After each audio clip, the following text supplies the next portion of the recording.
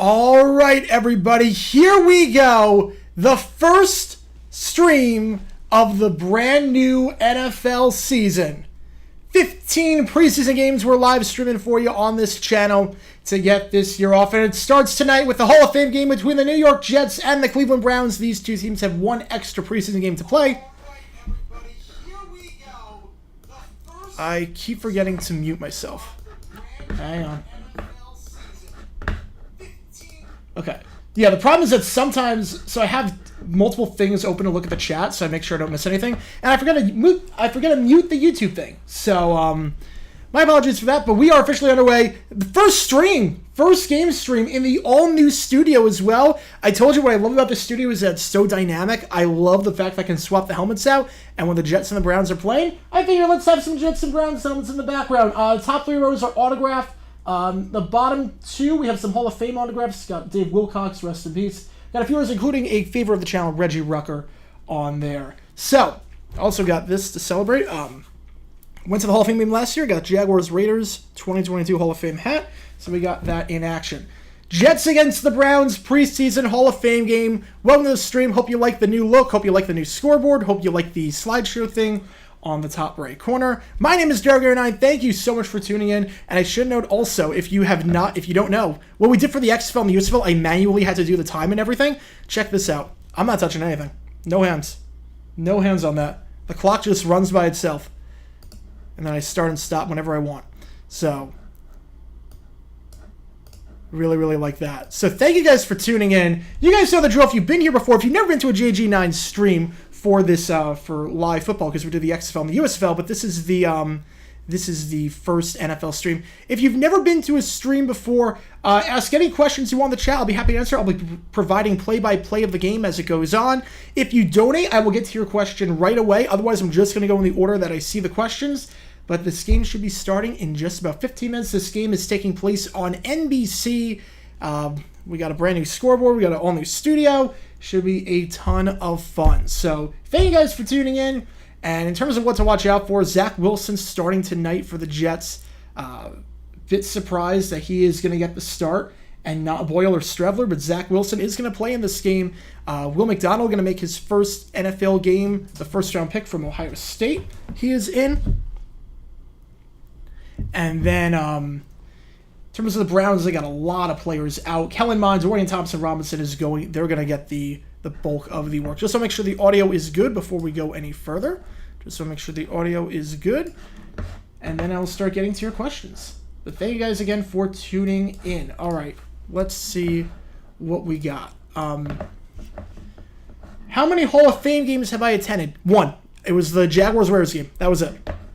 I'm actually very curious to see how the how Cannon handles this one, because Jets Raiders, Cannon was packed, like in terms of like the infrastructure and whatnot, and yet that was one of the weakest Hall of Fame classes. No first ballot guys, no skill position guys except for Cliff Branch, who was posthumously inducted, and that still felt very, very crowded.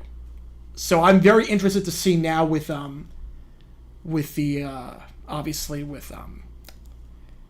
Joe Thomas getting in. You got a lot of Cleveland contingency because it's right down the road. It's going to be packed over there. What are your memories of the Jags 2 Hall of Fame games? So the first game, obviously, was the first game the Jags ever played. I was -2 for that. I was born in 97, so I have no memory of that one. But I was at the one with the Raiders. The thing I remember the most, I remember a few bad calls on Trayvon Walker in terms of referees just screwing over and roughing the passer penalties. I also remember brutal lightning storm. Thank goodness we don't have that. But I remember a brutal lightning storm with the with this game in particular. Delayed the game by an hour. Couldn't put a video out the next day because I got back to the hotel so late because the game started very, very late. We were all just crammed in a tunnel waiting for the lightning and the rain to pass. And once it did, it was a beautiful night, but it always feels weird because it's essentially an NFL game in a glorified high school stadium. It's a very weird feeling being there. It's one of the strangest feelings I've been like, oh, I'm actually watching my team play in this game. Like, and like no one plays really. Like Trevor didn't play, none of the stars really played. And you're watching in essentially a high school football stadium. And it's just bizarre. But it's a lot of fun. What graphic updates do you see CBS doing for Super 58? CBS is usually the most muted of the three. They usually don't change a whole lot, so I'm not sure they're going to change anything. I tried sending a quarter so you answer my question, but said I had insufficient funds. I think you have to send $1. I think YouTube requires $1. Can you get a negative passer rating in college? I believe you can. College passer rating is bizarre. I'm not sure how it's calculated. It's very different from the NFL system.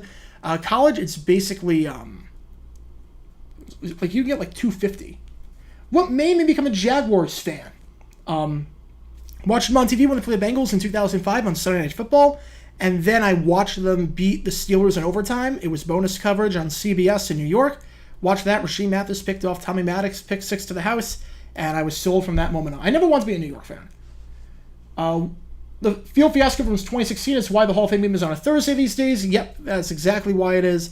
I think I brought that up in the video I did on the 2001 preseason game, the last video that came out yesterday on the Ravens-Eagles game that got canceled. That was a fun video to do. That was a Patreon request video. $50 or more, I can do. I'll do any video topic that you want me to on any of the channels, and that was a fun one to put together. So tomorrow's video, by the way, 1979 Lions controversy, and it's going to be at least 30-35 minutes long. It's a lot. There's a lot to dissect. Is it dumb that I want an NFL or at least an FBS game played in the Allen, Texas high school stadium? Wasn't there an issue with that stadium? Like there were cracks in the stadium? I mean, but it is gorgeous. It's $65 million. I went to that stadium. My cousins live in Texas. So I never saw a game there, but I saw the outside of it. It's just beautiful. Our high school football stadium in New York was so bad. I'll put it this way. So you have the stadium over here. Let me see. I have to reverse my hands. Stadium over here. Then you had the locker rooms all the way up here on like a giant hill. So you would have to literally go from the field to the locker room, which was in the gym, and you'd have to walk all the way up the hill. It was like a 5-minute walk uphill, mind you, and then a 5-minute walk back. Like, thank goodness halftime was like 25 minutes long in high school, because holy cow. That was such a disadvantage. Away teams just stayed on the field. They didn't bother going into the locker room. Have you ever gotten teeth fillings? I have not. Sounds painful. I've not gotten teeth fillings. I've had a cavity fill, but I've never had anything else besides that. I had one cavity. Let's see. Will the Jets be a big bust this year? I'm not high on Robert Salah. I'm not high on Salah. I think they'll be above 500, but I'm not sold on Salah just yet. Cool seeing the Jack Sport TV interview. Yes, that was fun to do. I plan on attending my first NFL game next month. That is awesome. Where do you think is the best place to sit, deciding either nearest to midfield or in front of the end zone? And by the way, Walk Up Series is the editor for a lot of my baseball videos. So baseball videos are coming soon. I just got to send him a few more scripts. But thank you for tuning in, Walk Off, and thank you for all the help on the channel. I love sitting near midfield. I'm not really keen on sitting by the end zone. I don't have great perception. It's funny because for basketball, I love sitting behind the baskets. For basketball, I love sitting behind the baskets where you can watch the play develop. You have a much better perspective on the shots going in and whatnot. But for football, I like sitting at midfield. Zach Wilson starting totally a Jets move. It reminds me a lot in many ways of the Mark Sanchez controversial start in 2013 against the Giants when he played very, very late into that game for no reason and then missed the season. Most undeserving Hall of Famers, not you would take anyone out. I mean, the Hall of Fame for the NFL is pretty exclusive, so I wouldn't really take anyone out. I'm more of a big Hall kind of guy. Having said that, the fact that Lynn Swann got in way before Drew Pearson, way before Harold Carmichael, way before Cliff Branch, I think that was absurd. The fact that Cliff Branch had to wait until he died to get in, when he was 10 times the receiver that Lynn Swann was, I disagree with that. I enjoyed the video about the vet and the awful field. Thank you so much. In 2016, my son and I made the trip to Detroit, from Detroit to Canada because I wanted to surprise my son. We got to see the stadium and the game was canceled. Yeah, that stinks. That stinks. I don't even know what I would do if the game got canceled. I don't even know. Yeah, send me picks from the game. Send me picks. That's going to be... I'm guessing... it's either Jets or Giants game, I'm guessing. It's either Jets or Giants game. Why starting Zach Wilson bad preseason game? Usually the Hall of Fame game, you only start rookies and you start guys that have no shot at making the roster. Or they're on the fringe. You usually don't start your number 2 guy. You usually don't start him. But, I mean, to be fair, at least the Jets are giving him an offensive line. Like, Becton's going to play this game. It's usually the idea of you don't put a quarterback that's going to make the roster behind a terrible offensive line full of fringe guys. But the Jets are going to play some offensive linemen, so that's different. Where's the game going to be shown? The game is going to be shown on NBC. So NBC is where you want to be for this game. I'll be doing some live commentary on it, but this game is on NBC if you want to watch. Game is not starting. Game is starting in 5 minutes. So for XFL, we went live 5 minutes before, and for the NFL, we're going to go 15 minutes before. You better start Simless here. That is true. That is true. He did kind of do well in the second quarter of that game. Yeah, I guess it was just the idea of like Mark Sanchez back in 2013 when he got hurt in that preseason game. He was playing behind third and fourth string offensive linemen. At least the Jets are giving him an offensive line to speak of today. It's just a bit surprising.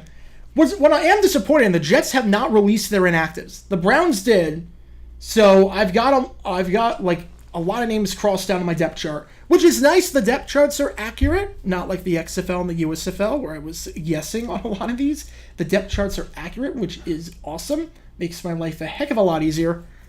Also making my life easier, the 49-inch monitor. I've got like 12 different screens up right now. It's amazing. Do I watch ESPN The Ocho? They reuse a lot of the footage. Once you see it, you've seen it before. Like the marble run, it's the same footage from it was in 2019. So once you see it, you've seen it. I mean, it's a cool concept. I love it, but once you've seen it all. Germany, legacy of failure. Just Germany versus South Korea. That's really what it is. Germany, South Korea just don't have those two countries play each other in soccer. Because South Korea has nothing to play for and they'll just knock them out. Every single time. That was crazy. I did not see that. If you told me Morocco was going to make the round of 16, I would have laughed in your face. I did not see that coming in the slightest bit, especially after that first game against Germany. How's it going, Jaylee? Welcome to the stream. Colts owners will blow $20 million on a whale, but not a running back. The awful sequel to Free Willy. Free Willy 3 with an owner that does coke. Favorite part of the movie Dodgeball? Dodge a wrench, dodge a ball. Easily. It's not even close. Is there anything else that could be number one? Is there any other part that could be number one besides if you can dodge a wrench? Is there any other part? Ready for another 4 to 5 months of Al Michaels on Thursday Night Football. I don't even know if he's ready. I honestly don't know if he's ready. He's still probably asleep from the Jaguars-Chargers playoff game. Still probably asleep from that. I'm going to mute NBC and listen to you because I think it'll be fun. Thank you so much. My son and I are really looking forward to your video tomorrow about the Lions. Thank you so much. Hopefully it's something you've never heard of with the Lions. It's from 1979. It's a crazy, crazy incident. I wanted to get the video out today, but then I was like, wait a sec. There was so much to dive into. There is no way I'm getting this out today.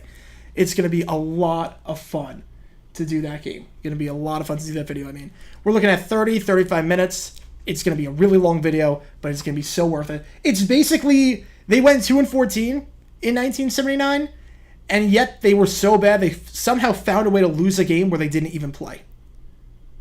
Like, they somehow lost a game where they didn't even play. It's absolutely absurd, this story. I'm so excited to tell it because it's been lost throughout history. I love telling those stories. They've been lost through history. Get ready for Field Goal Mania. Will we get a good Hall of Fame game for once? Probably not. I mean, I don't know. I mean, look, Zach Wilson playing. I'm excited to see Dorian Thompson-Robinson play. He's probably going to play the second half. Kellen Mond's playing the first half. Only 2 QBs active for the Browns, so I figure that those two are going to get it. There is a bot in the chat. I do not know how to get rid of it. What QB, past or present, would pound their hand on the OC head coach's desk and say and shout, "I am a quarterback"? Oh man. Oh, I am a surgeon, Dr. Hahn. My guess is Lamar Jackson probably did that at least once during his contract negotiation. That's my guess.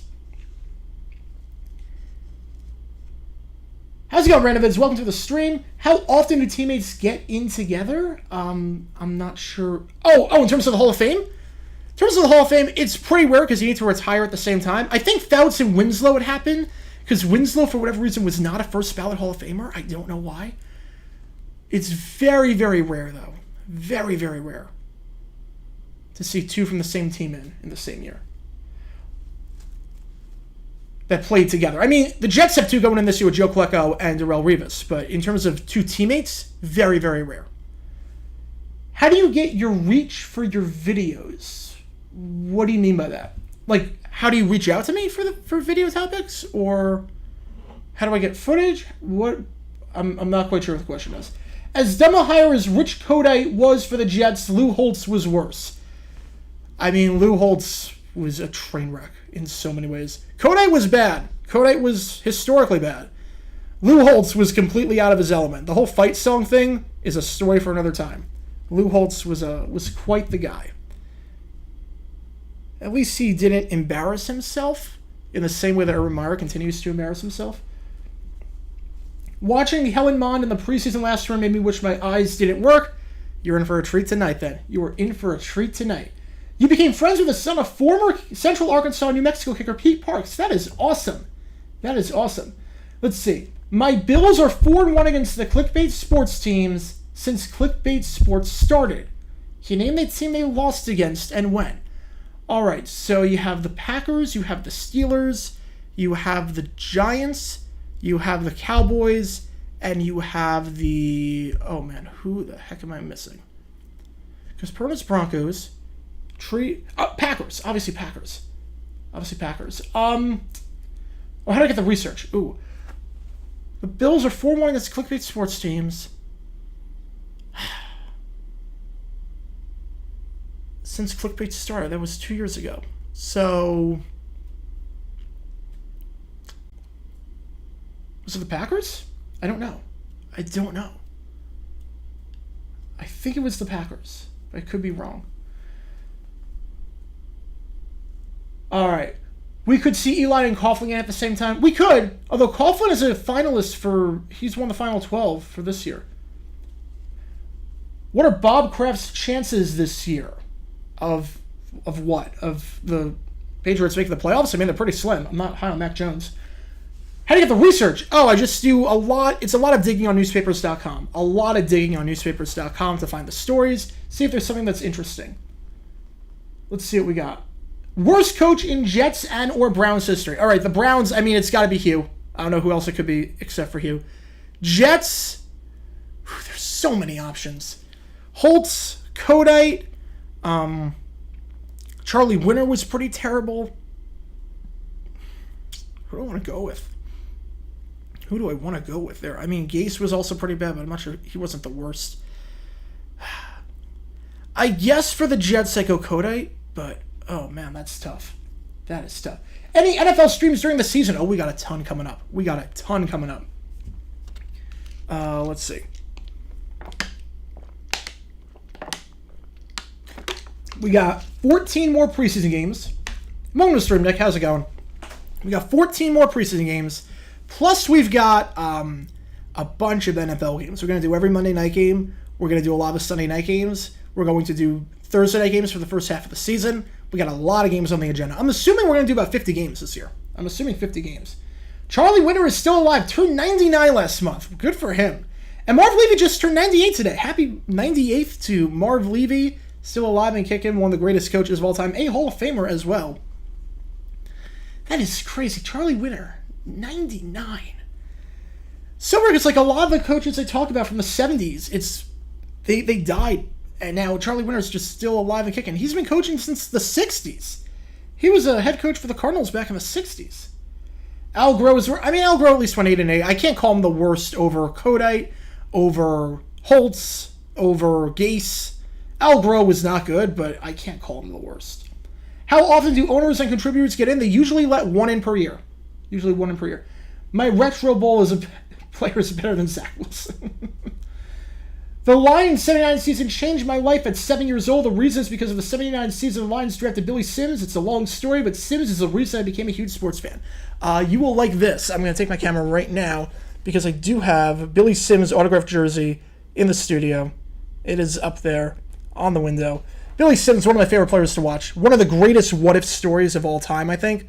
People talk about like Bo Jackson, whatnot as like what-if stories, but Billy Sims, I think, could have been Hall of Famer, one of the greatest of all time, if he stayed healthy. He was that good. Billy Sims, I truly believe, was at his peak in the early 80s. There was not another running back I'm taking in football over Billy Sims in the early 80s. I mean, Campbell's close, but I mean, part of that was just Ed Miles had no idea what to do with him. Walter Payton was great, obviously, but George Rogers was obviously great, but if I'm taking any running back in football in the early 80s, I can only take one. I'm taking Billy Sims. Are the Browns in because of Jim Brown? No, they're in this game because of Joe Thomas. They're in because of Joe Thomas, because he's getting in this year. Which I'm not surprised by in terms of the Browns being the pick, because I feel like Cannon needed this, because Jags Raiders, that ceremony, the stadium was maybe 30% full. There were not a lot of people there in Cannon. This is going to be a moneymaker this year. There's going to be so much business being done with 2 Jets getting in. You have the Hall of Fame game with the Jets, and then the Browns, obviously just an hour down the road in Cleveland. It's been a while since the Brown got in, so. It's odd seeing sunlight out of your window because it's dark where I am. Yep, it's Phoenix for you. That is Phoenix for you. Should me and my friends cover Nebraska, Colorado, or Utah, Baylor? Ooh. I think first-year coach against first-year coach. I think that's more intriguing. Nebraska, Colorado. Rule against Deion? When Brady gets inducted, will the Hall of Fame game be Bucks against the Patriots? I would be surprised if it's not. I'd be very surprised if it's not.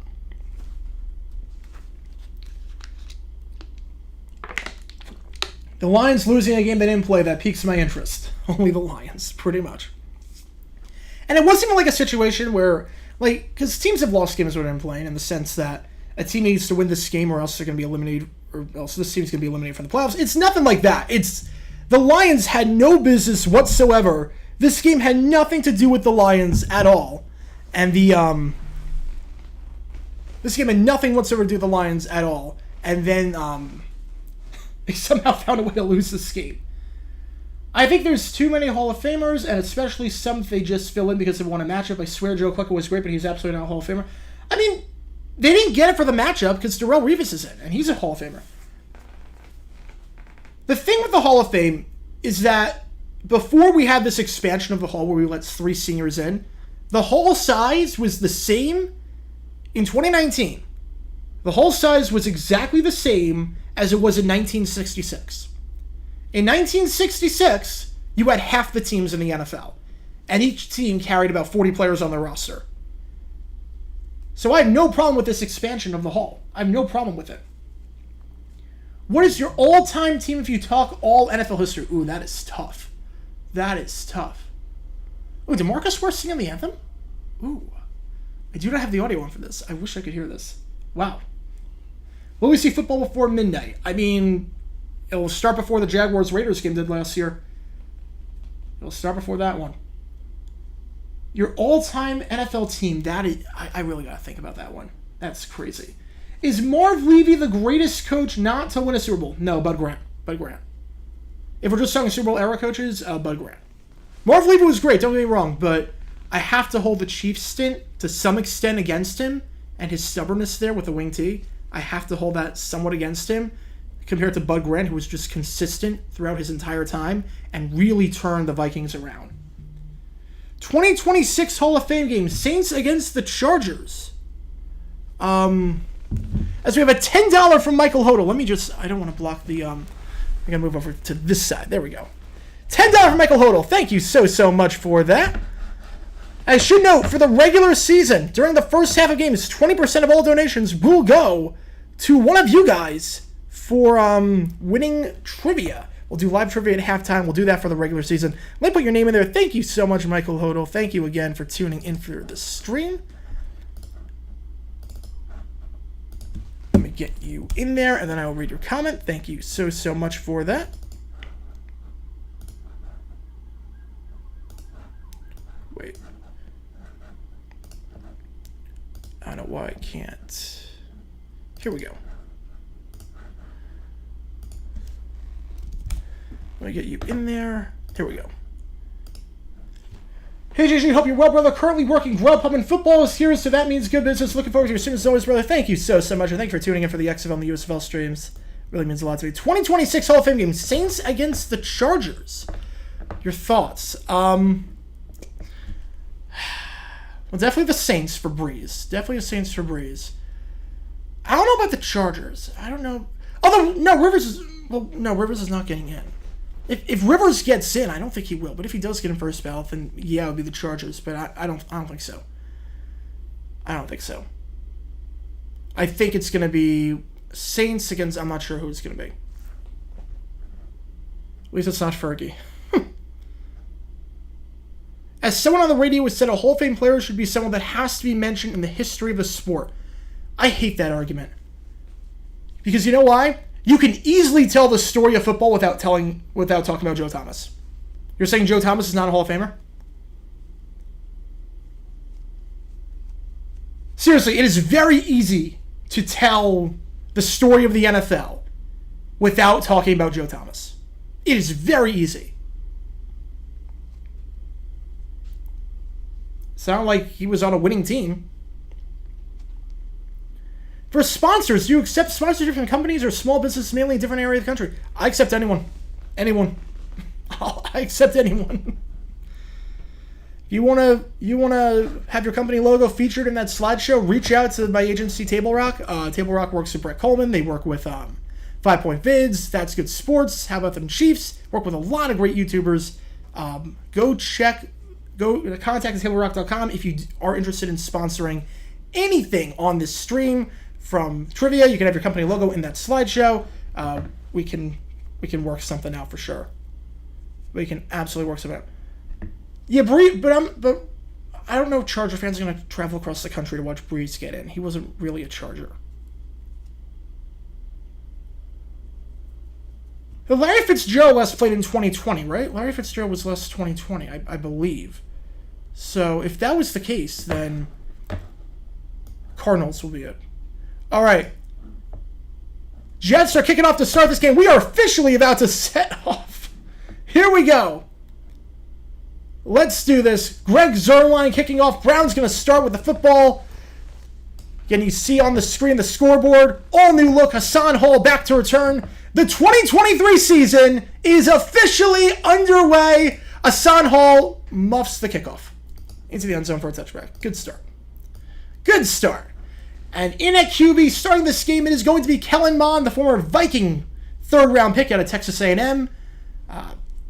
Did not perform well with the Vikings. Did not have a great preseason last year, but he is getting the start. My guess is that he's going to start this first half, and then Dorian Thompson-Robinson, the team's fifth-round pick out of UCLA, will start the second half. 1st and 10. Ball at the 25-yard line. And here we go. Again, got a running clock for my scoreboard. Did you bet $1 on the game? Got to spend my new YouTube money somewhere. It's not a bad bet. Here we go. 1st and 10. In motion. Mond takes a snap. Play action. Drops back, fires, screen pass. That ball is caught. Caught on the play by John Kelly. Kelly gets down to the 31-yard line. Gain of 6 on the play. 2nd and 4. Bit of a low throw on the screen. Nice grab by Kelly, though. Set the play action there. 2nd and 4. Should note, not playing today. 7 wideouts not playing for the Browns today, including Amari Cooper, Jalen Darden, Marquise Goodwin, Jakeem Grant, Elijah Moore, Donovan Peoples-Jones, and Michael Woods, all not playing. 7 wideouts out. QB, Dobbs, and Watson not playing. 2nd and 5 is what they're going to mark it as. So Mond's going to work out of the shotgun. 3 wide, 1 on the near side, 2 on the far side. Here we go. 3 wide. Mond, play action. They rush 4. Quick little dump off there. That ball is caught for a first down to the 37-yard line. Catch there made by number 83, Zaire Mitchell-Payton. Gain a 7 on the play. Good enough for a first down. So 2 quick passes gets them a first down. And clock is stopped due to an injury. Looks like that is number 49 on the Jets. Or 45, rather. Excuse me. The Jets did not give any inactive, so I gotta stop that clock. My apologies for that. All right, clock is still work in progress. So 13:42. I'll restart once it comes up there. Should note also the Browns only having 2 tight ends active today. Jordan Akins, Harrison Bryant, David Njoku, all not playing today. So Thomas Greene and Zaire are going to get a lot of chances today to show themselves. 1st and 10. Wide out in motion. Mond. First handoff of the game. Up the middle, it goes once again to number 41, John Kelly, who had the catch on the screen pass. Stuffed at the line of scrimmage by a handful of guys. No gain on the play. Michael Clemens, number 72, seemed like the man in on the stop. 2nd and 10 coming up. I mentioned broadcast for your clock, basically the broadcast for commentary. Yeah, I don't know why my stream might be a bit behind, usually. Cox is very weird like that. Cox is very weird. Do you think Stefanski is the number one coach on the hot seat across the league entering this year? I think still off. They don't make the playoffs. 2nd and 9. Handoff up the middle. Once again goes to Kelly. And Kelly goes down after a gain of 8. 3rd and 1 coming up. Kelly 2 carries 9 yards so far. Also has a catch today for 6 yards. Getting a lot of the work. 3rd and 1. We'll see how they play this here. Are there any major players actually playing right now? For the Jets, look at Will McDonald, the 4th or first round pick. He is wearing the number 99 jersey. Should be out there on the far side right now. Here we go. 3rd and 1 play action. We have a flag on the play. It is caught by Kelly at the 50 to the 45 to the 40 into Jet territory, out of bounds at the 35-yard line before he's brought out of bounds by Brandon Eccles. But we'll see what this flag is. 12:19 on the clock. Flag came right at the snap. I'm not using internet TV. No, I'm using cable. Cox is just behind. I don't know why. Did I watch the first part of the Dorktown? Yes, I did. Amazing. I'm a bit surprised they glossed over a lot of the 60s Vikings history, but, like the Van Brocklin stuff. So we have a $5 from Weather Chart. Thank you so much for that. Let me get your name in there. Happy Football Thursday, JG9. Here's a great season. Best of luck to your Jags. What are you most excited for this season? Thank you so much. How's the weather? It is hot. Nothing but 110-degree days. It is painful. It is absolutely painful. It's one of those things where you just stay inside. And I just got back from playing pickleball a few hours ago, so I am just a wreck. Exhausted. Illegal formation is the penalty on the Browns. What am I most excited for this season? I'm excited for the Jaguars. I really am. I am excited for the Jaguars. Automatic first... Okay, so was there a late hit after the play? Are they saying that Eccles hit him out of bounds after the play? Let's see. So it looks like there were 2 fouls. There was an illegal motion. And they were going to say that Eccles got him out of... Yeah, he was on the white. He was on the white. So late hit out of bounds. We'll see where they mark this now. It's going to be at the 39-yard line. Mond drops back over the middle. That ball is caught down to the 34-yard line. Catch there made by number 89, Cedric Tillman, the Browns' 3rd-round pick out of Tennessee. Good enough for a first down. Mond looking good so far. Hasn't had to do a whole lot, but nice, easy throw. Good spiral. Cedric Tillman, the team's first pick. They didn't have a first or a second-round pick. Gain of about 15 yards on the play. Down to the Jet, 31-yard line. Excuse me, 24-yard line. 24-yard line. Way off on that one. 1st and 10. Bunched up in the eye. Kelly in the backfield.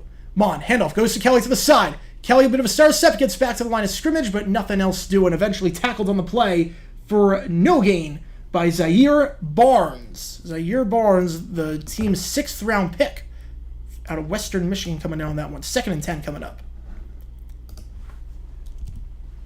So far I'm noticing Kelly, not a lot of explosion. Not a lot of explosion in terms of second-level speed, in terms of hitting the hole very fast. He's getting a lot of touches, but I'm not noticing the explosion necessarily. As Brazilian, I can only dream of having a team like the U.S. women's team that can easily win it all. You've not been watching this year. They have no attacking third quality. 2nd and 10. Mond goes through his reads, hits Kelly, and Kelly drops it. Kelly drops it, looking for the late hit, not going to get it. 10:43. We'll just adjust the clock that way. How we liking the running clock, folks? How we liking that running clock? Love that YouTube script. 3rd and 10 at the 24-yard line. Which NFL coach firing was the most undeserved ever? Definitely Marty Schottenheimer. Definitely Schotty in 06. Definitely. I know here was play case for a recent fib, the original Ravens Flying B logo. Why doesn't the front office just pony up the money? Yeah, that was Pierre Boulware in the case. It was Pierre Boulware as the autograph one. 3rd and 10.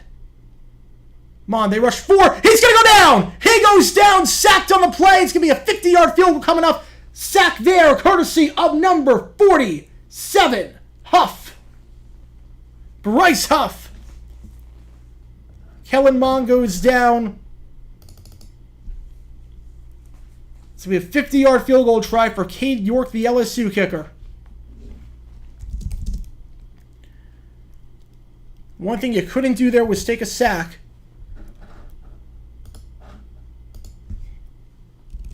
49-yard kick coming up from the 32.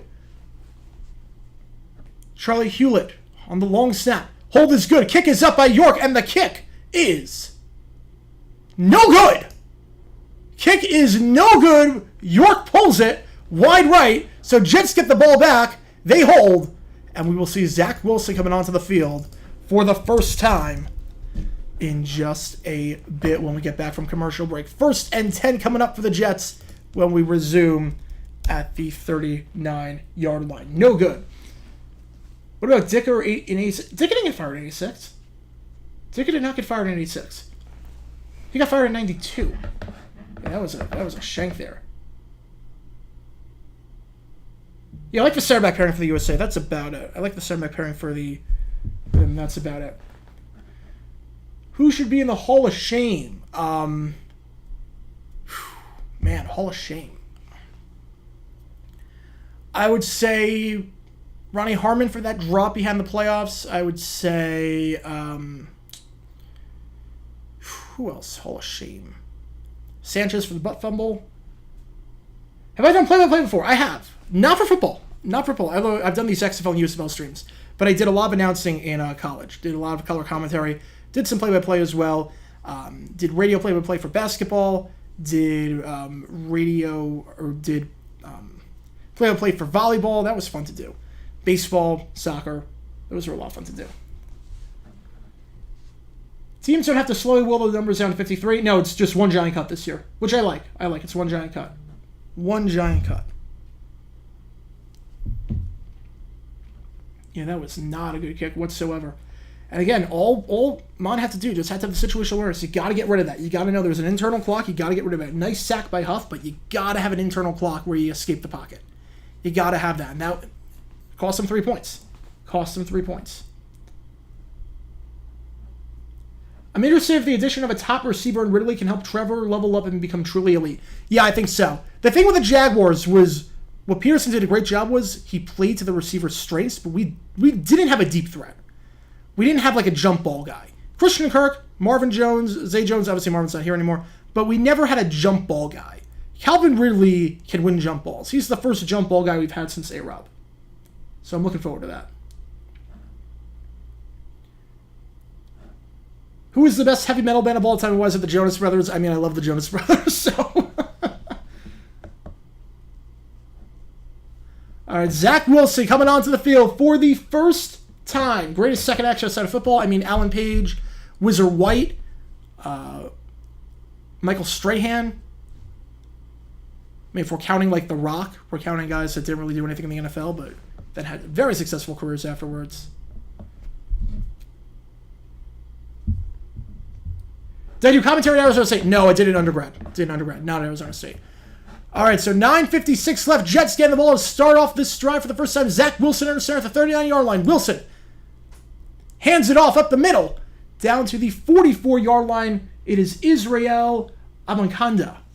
Hopefully I am saying that right. If I am mispronouncing that, I apologize for that. Israel. The team's 5th-round pick out of Pitt. They actually drafted 2 guys out of Pitt this year. Carter Warren on the offensive line in the 4th round. And the Jets did not give a list of inactives. You see Zach Wilson, the team's 1st-round pick from 2021, pick number 2. Last time he played was against the Jaguars on Thursday Night Football. Was absolutely terrible. Got benched for Chris Streveler in the second half. Probably should have got benched a long time before that. 2nd and 5. Wilson fires out route. That ball is caught. Gave him about 3 on the play. 3rd and 2 coming up. Catch there made by the tight end Kenny Yeboah.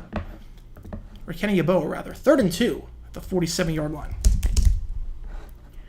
The big thing for Wilson last year, especially in the Jaguars game, he never looked deep. He always just went for the check down, went for the safe play. It was very reminiscent of Blaine Gabbert with his time. We called him Izzy. Yeah, Izzy's a lot easier to say. Izzy is a lot easier. The late Rusty Hilger for Hall of Shame now. Yes, absolutely. 2 teams for the same conference? I mean, they had Jaguars Raiders last year, so that's not really a big deal. Here we go. 3rd and 2. Wilson gets the snap off. Wilson, spin move for some reason, and then he just stumbles at the line of scrimmage. Why did he spin? I mean, I get that you want to climb the pocket and start taking off, but why did you spin? You spun to your weak side. There was no one there. Seeing ghosts over there. 4th and 2. And a very quick 3 and out for the Jets, assuming they don't go for it. There was no need to. There was no need to whatsoever. Tackle there, I guess, if you want to call it that. Jordan Kunasek, the linebacker on the tackle. 4th and 2, punting. It's Thomas Morstead, the veteran punter. Quick drive. Defense is going to have to go back out on the field. Morstead gets this one off. It's a good punt. It's fielded at the 5-yard line. Has to retreat down to the 11-yard line. 7:44 left after the return there by Demetric Felon. So Browns take over at the 11-yard line.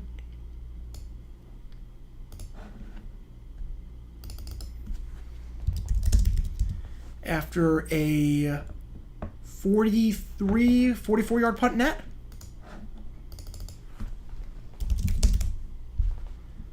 '95 Hall of Fame was between the two expansion teams. Yes, it was. Jaguars against the Panthers. It was.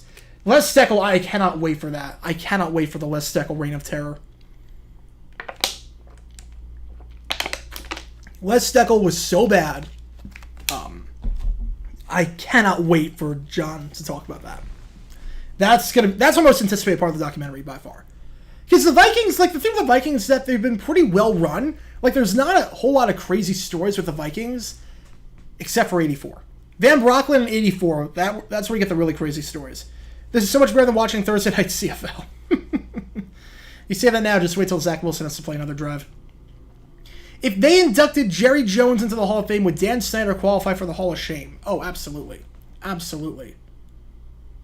Absolutely. Dan Snyder's first ballot inductee into the Hall of Shame.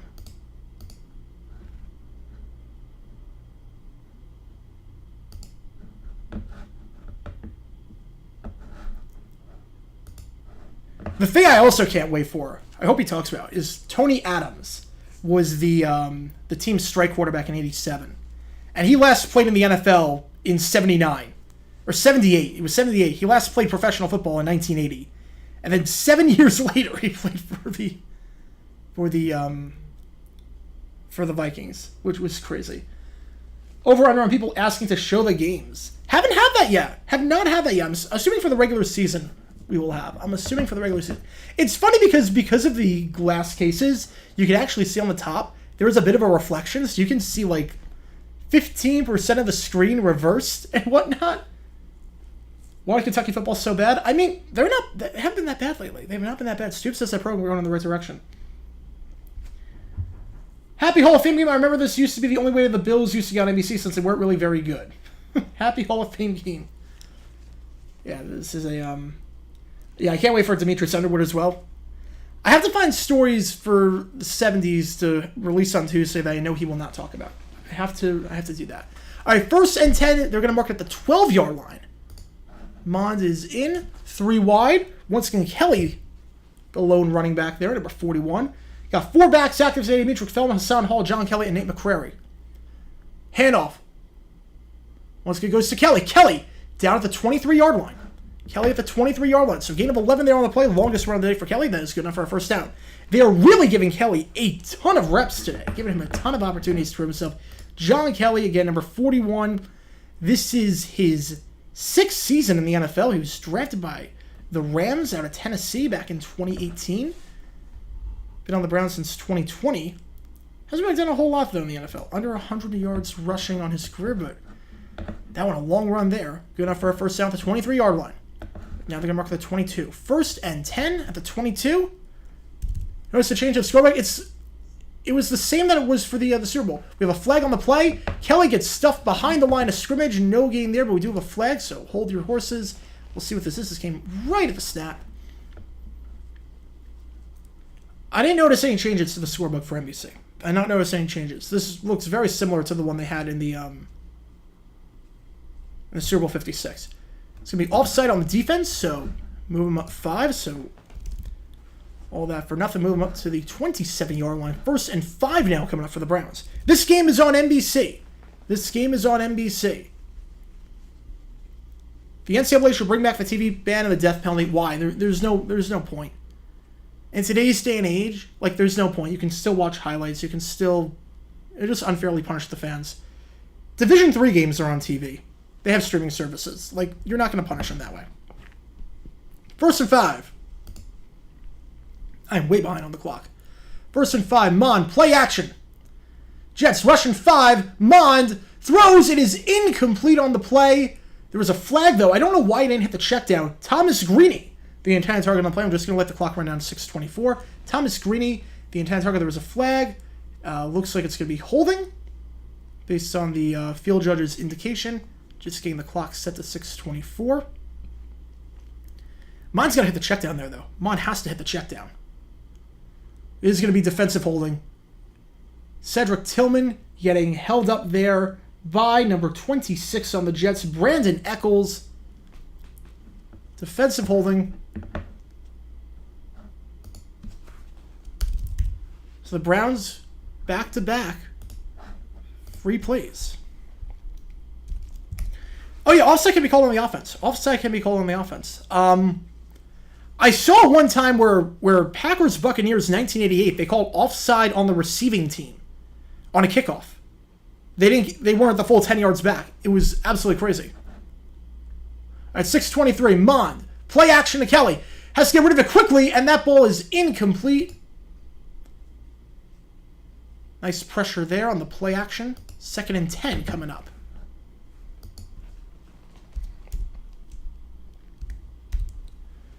Target there is Zaire Mitchell-Payton. Again, storyline today, not a lot of people are talking about.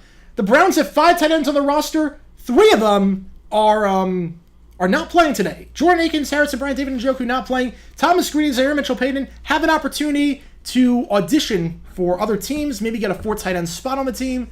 They're going to get a lot of reps. Handoff goes to Kelly on 2nd and 10. Kelly gets past the line of scrimmage, and Kelly gets down at the 38-yard line. Gain of 6 on the play, 3rd and 4 coming up. We have another $5 from Michael Hodel. Thank you so much for that. Let me get your name in there. Thank you so much for that, and let me get to your question. Hang on. Where would you place Sling and Sammy Ball on your list of greatest players? Ooh. I can't really do greatest players. Greatest quarterbacks, he's inside the top 10 for sure. Or top 15. He's inside top 15. He's in that 8 to 12 range with a bunch of other guys. Greatest players, I think top 50. 3rd and 5, flag up the snap. Mond going toward the sideline. That ball is dropped out, almost intercepted.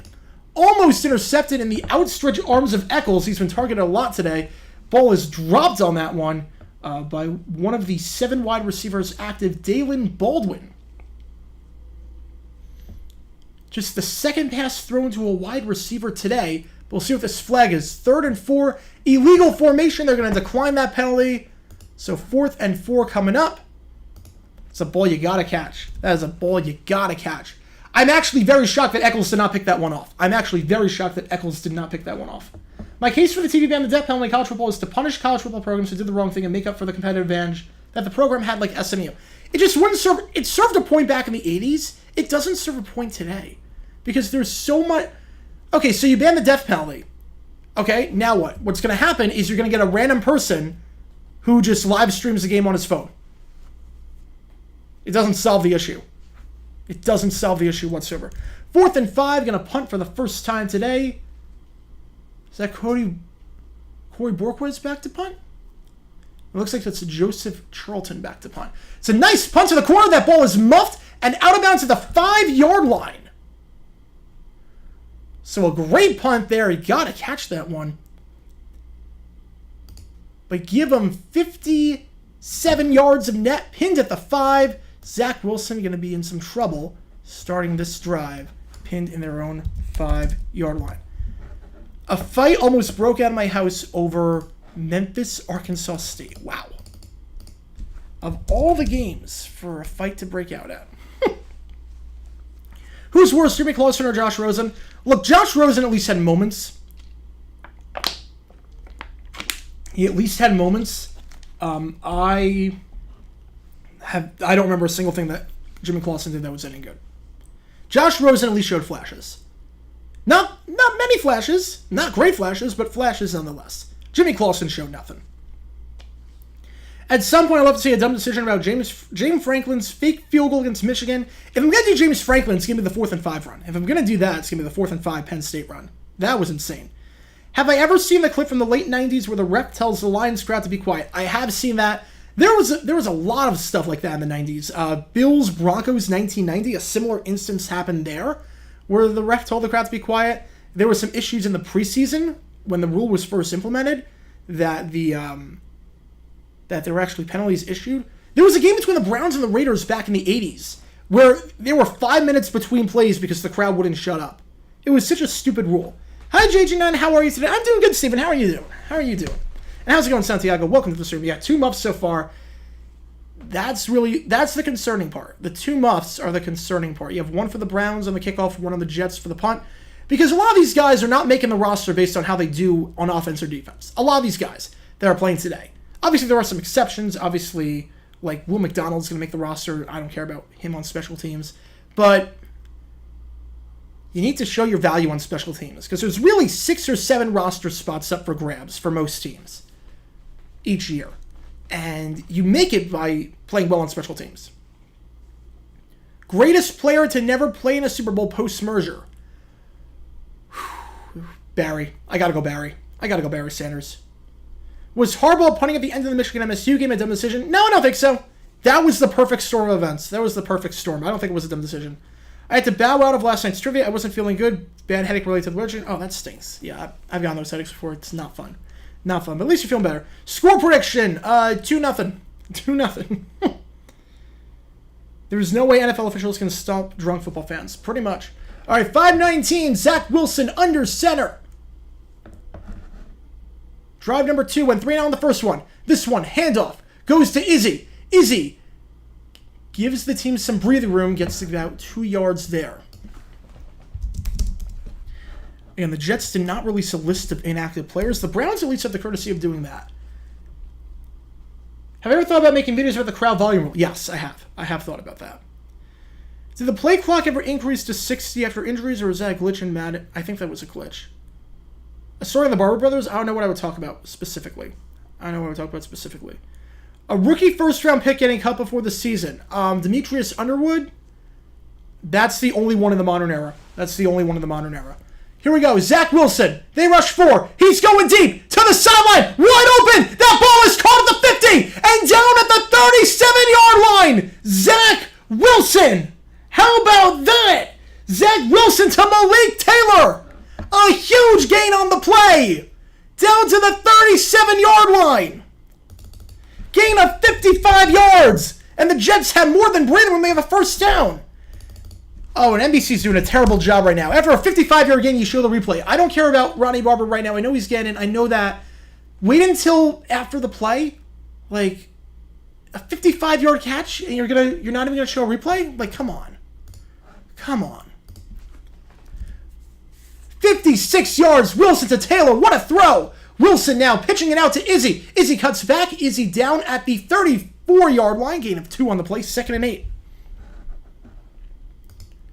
You're the best answer I've heard. Thank you so much. Malik Taylor on the grab. 56 yards. First time the Jets are in opposing territory. Taylor, undrafted free agent from the Buccaneers in 2019. Spent the last 2 seasons on the Packers. Now he is on the Jets. Ripped to anyone wearing earbuds. And look, there was excitement. I got to show it. I'm not Al Michaels. 2nd and 8. Ball at the 34-yard line. Handoff once again goes to Izzy. Izzy gets another 2 yards there before he's brought down on the play by Tony Fields II. So 3rd and 6 coming up. How important do you think a Super Bowl win appearance is to the Hall of Fame? If you're a quarterback or a coach, yes. If you are not, it is insignificant. It doesn't mean anything. Best head coaches of each team, Weeb Eubank and Paul Brown, worst Rich Coda, Hugh Jackson. I would agree with that. Good day, all. How's it going, Ed? Happy first day of taste of 2023 football.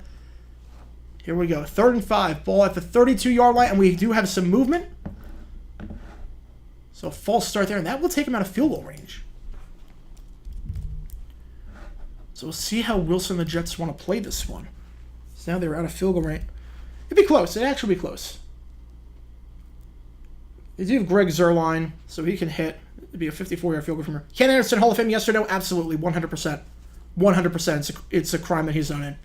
Anderson is the one quarterback right now that is not in the Hall of Fame that I think it's borderline insane that he's not in. And he's one of the 12 finalists for the Seniors Committee, so hopefully this will be the year he gets in. Here we go. 3rd and 10. Wilson in the shotgun. Browns rush 4. Wilson drops back, fires past the 6. That ball is incomplete. Intended target on the play looked like it was Irvin Charles. So 4th and 10 coming up, and we'll see if they try the field. It'll be a 54-yard kick from here. Now they show a replay at the end of the drive. You got to know when to pull out. You got to know when to have the situational awareness of your NBC. You got to know. I don't care about still photos of Ronnie Barber. You can show that after showing the replay of the catch. When something big happens, you got to show it. Chances NFL retires the number league wide unless it's Walter Payton? No. Zuerlein, 54-yard kick. Kick is up. It is straight enough. It is long enough. And it is good. Jets are on the board first. Take a 3-0 lead. Pinned at their own 5-yard line, but Zach Wilson gets him out of it thanks to a beautiful 56-yard pass to Malik Taylor. And the Jets lead 3-0 going into the commercial break.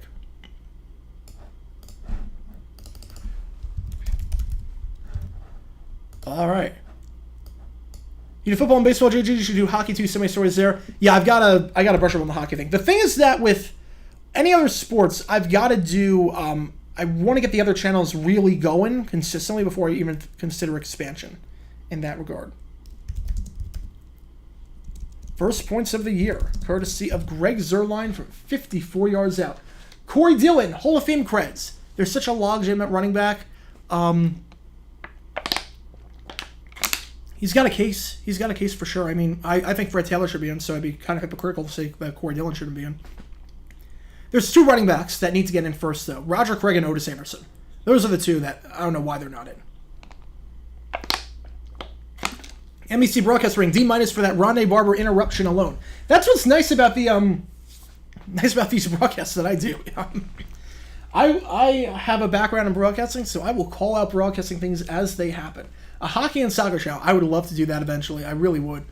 Cricket's going to be the next frontier. Cricket, tap into that India audience, because there really is no cricket history channel out there. That'll probably take a year or 2 to get running, but once it does, I have a good feeling about that channel. Who signed all the Jets and Browns helmets? All right, so I don't know the exact signatures for some of them, but I do know this one, top right corner, is actually Elijah Moore. Top right corner is actually Elijah Moore on the Jets. In terms of some of the Browns ones, we've got John Henry Johnson, number 43. We have Romeo Crennel over there. We got Reggie Rucker over here. We have the Hall of Famer Dante Lavelli over here. These 2 are not autographed. I just got them from my living room where I've got all 32 helmets. Just to fill the case. Fill the case with something. But yeah, what's nice about the studio is that it's so dynamic. I can adjust the helmets for every single game. So the next game we're going to do is Patriots-Texans next Thursday night. And I've got Patriots helmets. I've got some Texans helmets that we will put in that case right now where the Jets and the Browns helmets are. If you want baseball updates right now, 3-2 Yankees on the top of the 5th. Brewers just hit a 3-run home run, so they lead 8-1 and over the Pirates, and the Twins are leading 4-1 over the Cardinals in the bottom of the 4th, if you do want some baseball updates. The Elijah Moore helmet smells like dog pee. Yeah, I really want to tap into the India and Australia audience, especially India, because there's so many people living in India, and some of so many of the top channels are from India. All right, here we go. Kickoff fielded at the 5-yard line. Taken out to the 20 and down at the 22-yard line. Return on the play there by Hassan Hall. So Cleveland taking over at the 21-yard line. How long does it take to typically swap out the helmets? It depends on how many helmets I'm swapping out. It depends on the teams I'm swapping in. Because some teams, it's a lot easier to do the bottom shelf than it's to do the top shelf. I would say 5 minutes. It's not terrible. Best defensive team whose only overall strength was their defense? Oh, easily 2000 Ravens. Easily. I mean, they won the Super Bowl, and their offense went 2 months without scoring a touchdown. All right, here we go. 1st and 10 at the 22-yard line.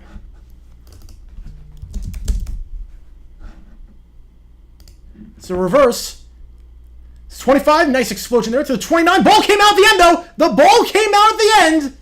We'll see what they'd say. It is going to be Jets football. Jets football. Anthony Schwartz, his first touch of the game. One of the 7 receivers, really the only veteran receiver playing this game, fumbles and is recovered by the Jets. Obviously, all turnovers are subject to review, but as things stand, the Jets are taking over with phenomenal field position after the Anthony Schwartz fumble. Let's see this again. That ball was popping free before his knee went down. That is a fumble. Tackle there on the play, courtesy of Jamie Sherwood and Chaz Surratt coming in. That ball is out. That is clearly a fumble. That is Jets football. Best QB to never make the Super Bowl of all time. Fouts. Anything signed by Archie Manning? No. Nothing signed by Archie. Yeah, when that knee is down, that ball is already popping out. That ball is already popping out. Worst instant replay decision and or challenge. Let me think. 1st and 10 at the 31-yard line, though. We're not going to commercial break. Zach Wilson, 3 wide. Wilson has to avoid the pressure, fires a screen pass, caught by Izzy. Izzy at the 30. Izzy bowling his way forward to the 24-yard line, gain up 7 yards on the play. Nice job by Wilson feeling the pressure, getting rid of that ball on the screen pass. Izzy with a lot of touches today. Any center in the Hall of Fame who's not in yet? Ooh, any center? Wow, that's an interesting question. Any center? I feel like most centers, I feel like they've done a good job inducting the centers. It's really the guards that are tough, but that's a good question. I'm not sure I can think of any right now off the top of my head. 2nd and 5 is where they're going to mark at the 26. Izzy gets the handoff. Izzy gets back to the line of scrimmage, but nothing else. 3rd and 5 coming up. Just under 1 minute left in the first quarter of action. Jets got 3 points last drive. Got good field positions here, and see what they can do with it as we're under a minute left.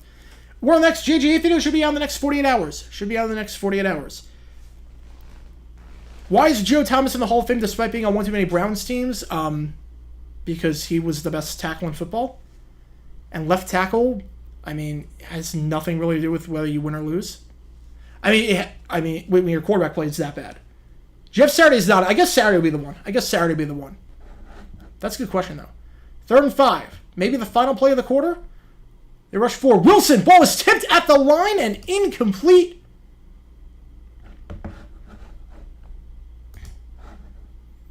So the Jets will have to settle for 3.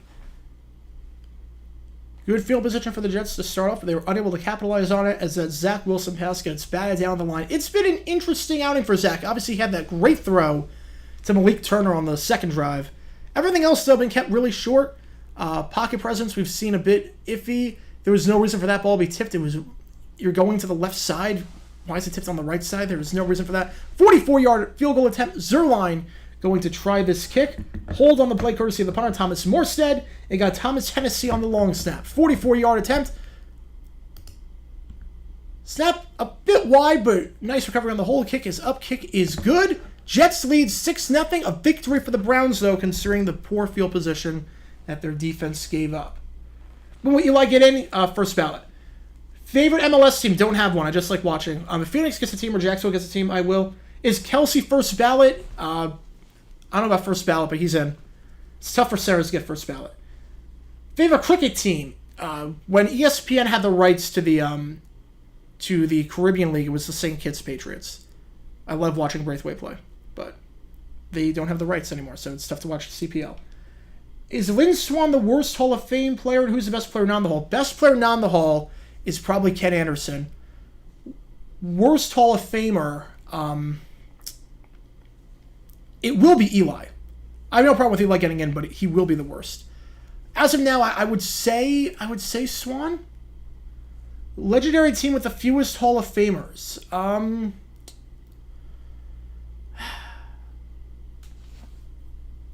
That's a tough question.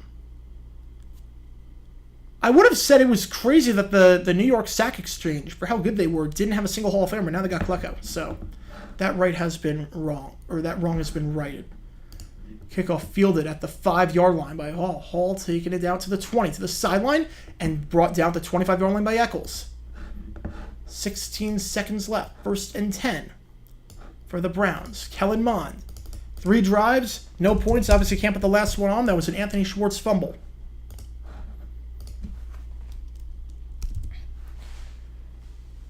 Thoughts on the accusation that Lizzo is facing? If it's true, her career is over. If it's true, her career is over, and as it should be. If it is true, you can't preach body positivity and do that. You cannot have your whole image be body positivity and do that.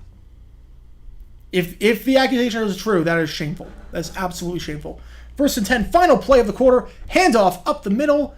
Gain of 1 on the play. And that will take us to the end of the first quarter. Dimitri fell in his first carry of the game after John Kelly got all the carries besides the wide receiver reverse. That will take us to the end of the first quarter. 2nd and 9 coming up when we get back from the commercial break. The Jets leading 6-0 thanks to 2 field goals.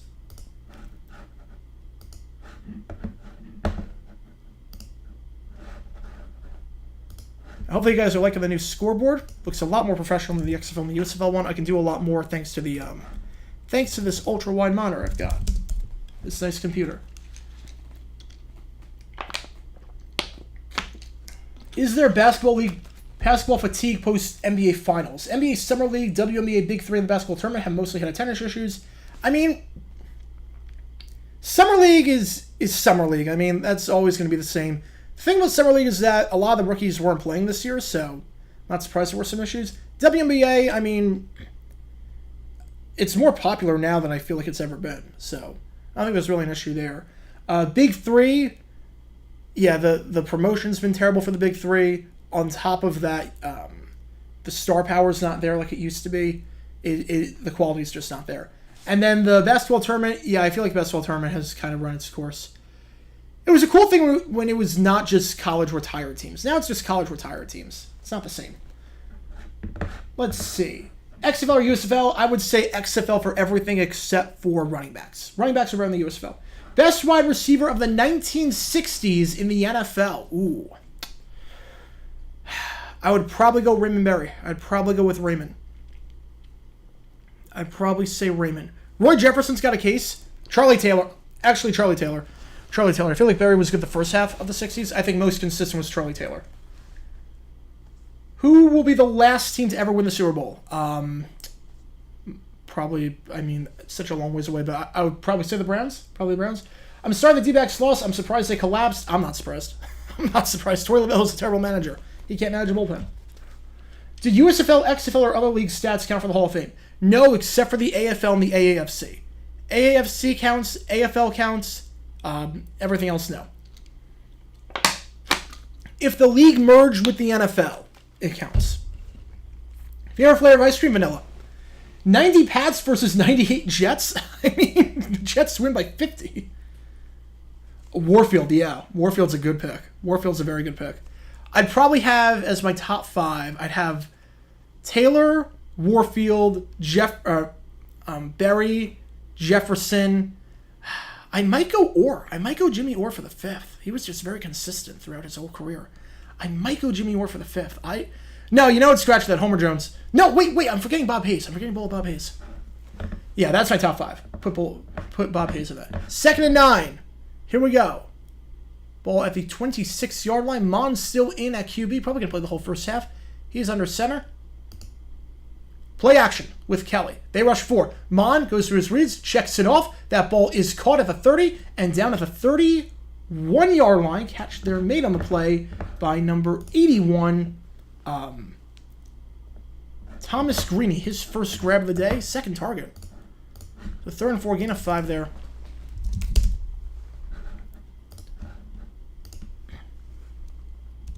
Oh, we got another bot. Hang on. We got another bot. 08 Lions versus 17 Browns. 17 Browns, easily. The Browns' defense was not that bad that year. 08 Lions were a train wreck in every sense. But the 17 Browns were actually, there were quite a few games they could have won. Sympathize with the D-backs collapse as the Marlins are doing the exact same thing. Yeah, it's just frustrating with the D-backs. Like, Brandon Pfaadt had the best outing he's ever had. And he just... I'm assuming there's an injury that the clock is, that they have not shown anything. So I'll just stop the clock. Pfaadt had 7 innings, 2 hit ball, and he can't score a run. I mean, come on. Problems with the bullpen management's terrible. Like yesterday. Yesterday's a prime example. Slade Ciccone, 4 2/3, 60 pitches. You're gonna take him out? Like, come on. 3rd and 3. And sure enough, the next guy gives up runs. 3rd and 3, catch there made once again by Thomas Green, his second catch of the drive. Are they going to give him the first down? Where are they going to mark this ball?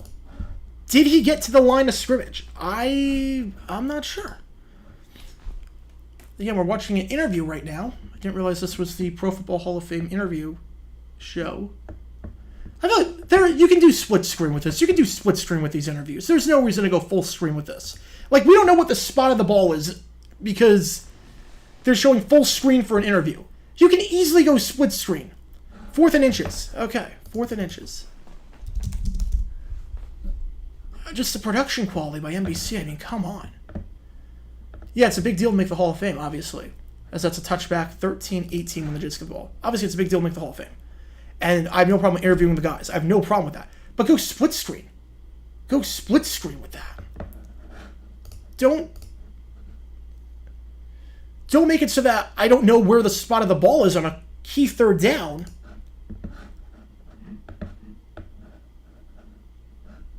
Best player who became a bad coach, Bart Starr. Bart Starr. Gators go 6-6. Yeah, I'll take a bowl game. I think 6-6 is pretty fair. Curtis Painter or Kim McQuilkin? Oh, man. Look, they're both terrible. Kim McQuilkin, though, was a whole nother level of terrible. 1st and 10 at the 20-yard line. Handoff goes to Izzy. Izzy gets about 5 yards on the play. So 2nd and 5 coming up at the 25-yard line. Like, you'd be amazed the easy throws that Kim McQuilkin missed. You'd be amazed. I think because I say in the chat it's a live stream, I think the bots think it's like watch the game here. 2019 Ravens, 99 Rams. So easily 99 Rams. Easily. I do remember the game possible opposite. 72 Dolphins, 84 Niners. Final score. Oh, man. I mean, Dolphins defense was good that year, but I think the Niners win. Niners win 24-10. Niners 24-10. They didn't get the playoff. They did not get that playoff. Delay of game penalty. I should note, Zach Wilson is no longer in a QB. Zach Wilson's day is done.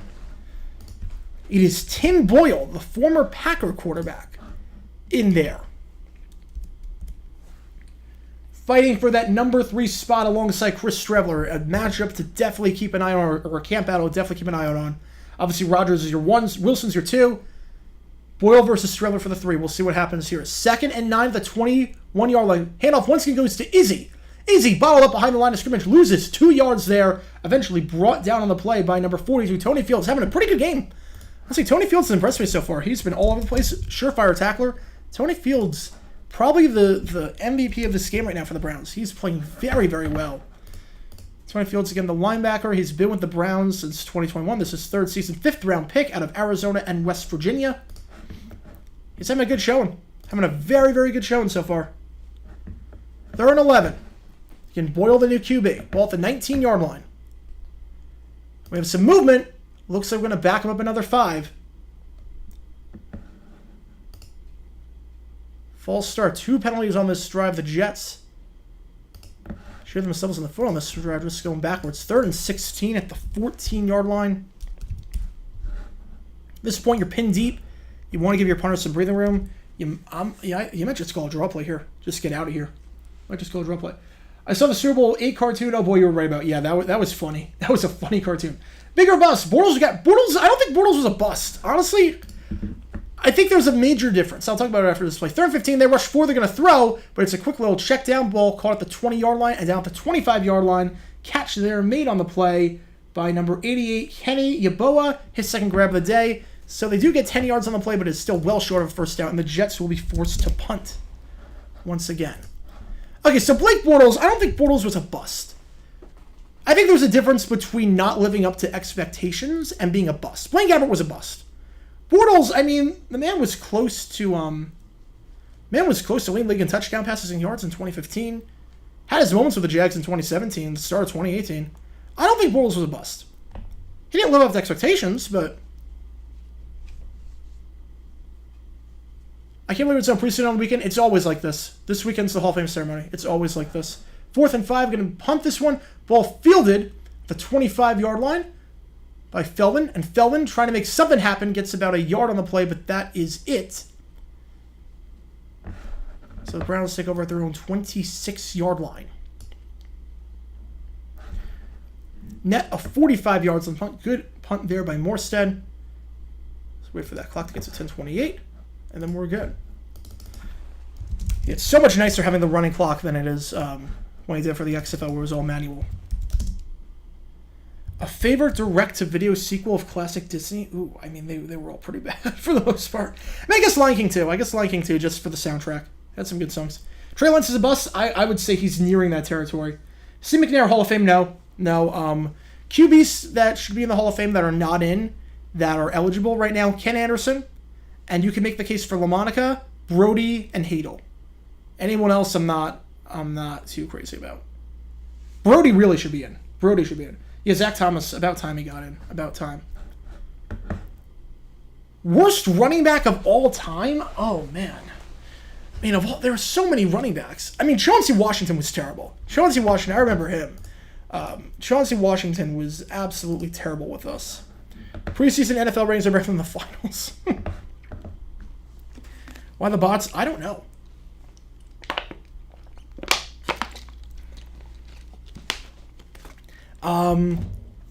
Bortles had a better career than Foles. I wouldn't go that far. No, I would not go that far. Foles, I mean, he won a Super Bowl MVP. Best QB in the Hall of Fame? Definitely Ken Anderson. Roman Gabriel, Hall, very good. He's got a case, but Hall, very good. Adrian Peterson, first ballot. So I'm close. He's going to be first ballot. He's going to be the last first ballot guy we get for a while at running back. Clay Matthews, which one? If we're talking senior, yes. If we're talking junior, no. Clay Matthews, the Browns-Falcons player, should be in.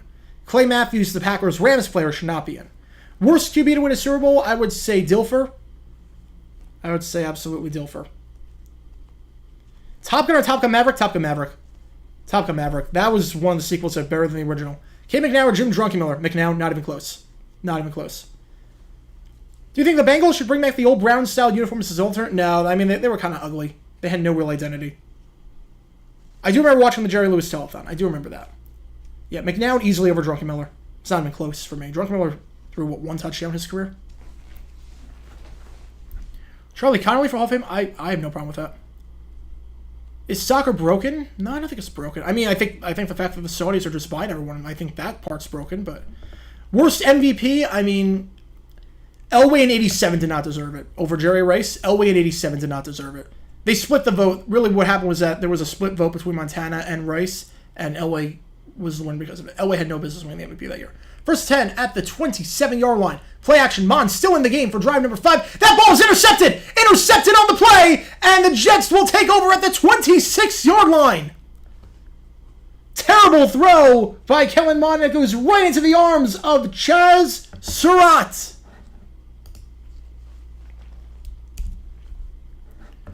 Second turnover of the game. On 5 drives, this Browns offense has gotten nothing going. Chaz Surratt has been all over the place today. Just reading the eyes of the quarterback. In coverage there, he was looking on that one for it looked like Cedric Tillman, the 3rd-round pick out of Tennessee.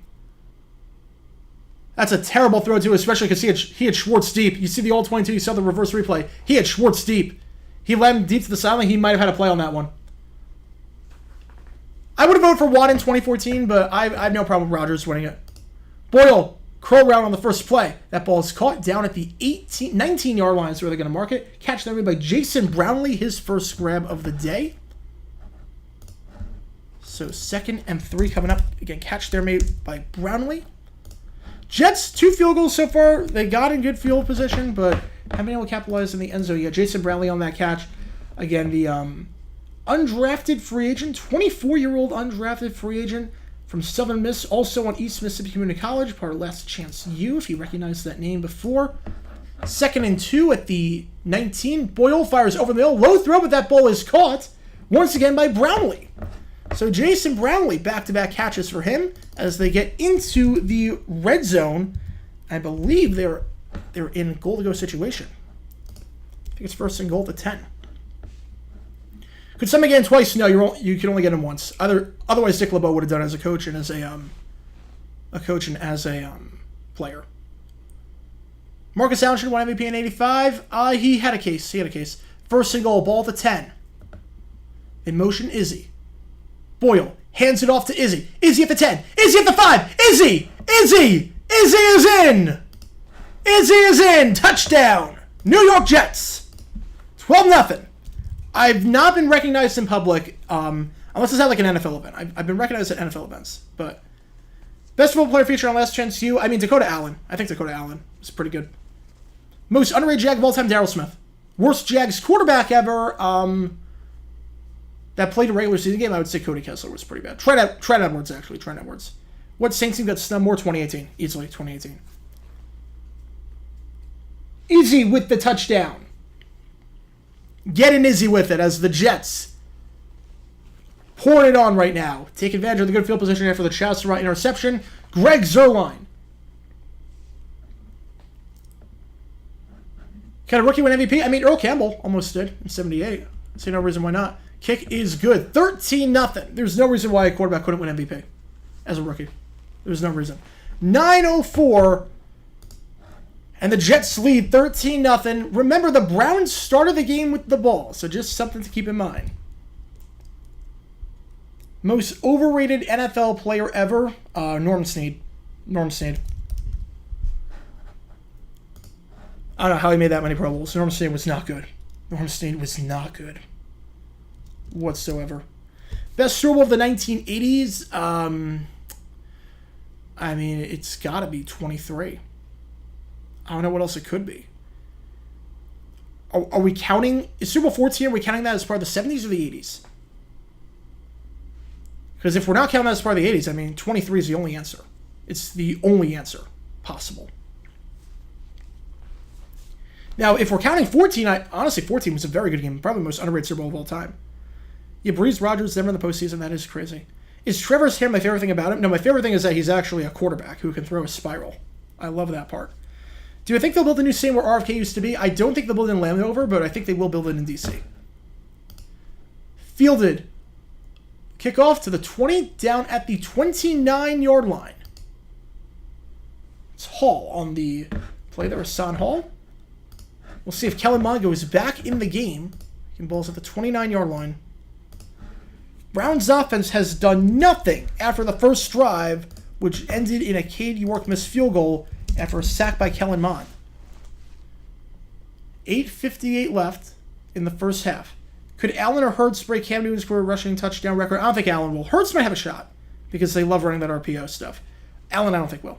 First and 10, ball at the 29-yard line. Mond is still in there, so my guess is that Dorian will come in the second half. Play action. Screen pass, that ball is caught on the play by John Kelly. Kelly at the 40. Kelly's got some room. Kelly at the 45. Kelly at the 50. Kelly at the 45. Kelly at the 44, but hold on a second. There is a flag on the play.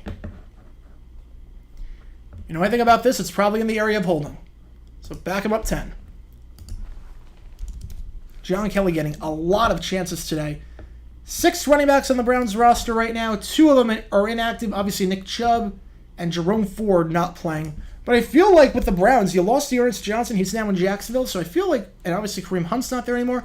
So I feel like with the Browns, there is a giant opening for who's going to be the number 2 running back on this team. Who is going to be number 2 behind Chubb? And it looks like Kelly is making a name for himself in terms of getting the reps. How did Rodgers get the MVP in 2021? Because he played really well. Josh Allen was close, but they're actually going to say 1st and 12 on that one.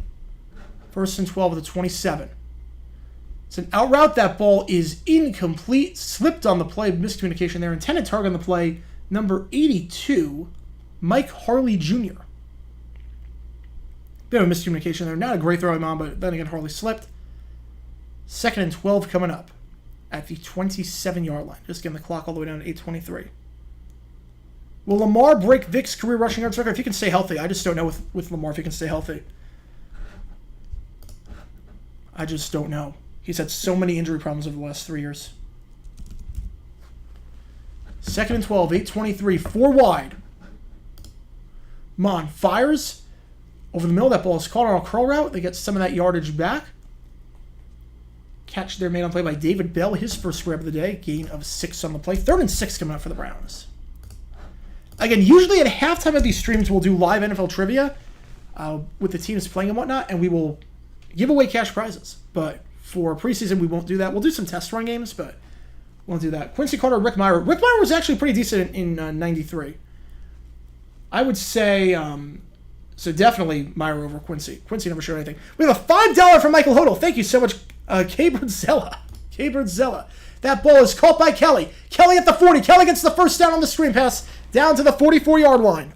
So again, at 12 on the play, good for a first down. Thank you so much for the donation, Michael Hodel. Thank you so much. Let me get your name in there. Their leading donor and most recent donor. It's already updated. So 1st and 10 ball at the 44-yard line. Yeah, I mean, it's got to be Rick Meyer. At least he showed flashes. 90s Cowboys versus 2000 Patriots. Depends on who's coaching. Switzer Cowboys in the 90s. I'm taking the Pats. It's a lot closer if it's the 90s Cowboys with Jimmy Johnson.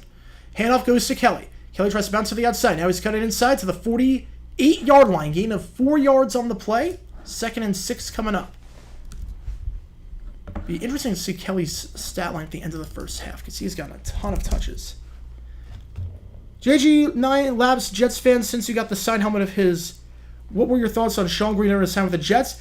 Very underrated running back. Honestly, very underrated. He was not very good with the Titans. He was never a burner kind of guy, but he was a very solid, dependable running back. I think he and LT made a very good 1-2 punch. Did the Pac-12 implode yet? It's about to. 24 hours, it's about to. 2011 Packers or 2018 Chiefs? I think 2011 Packers.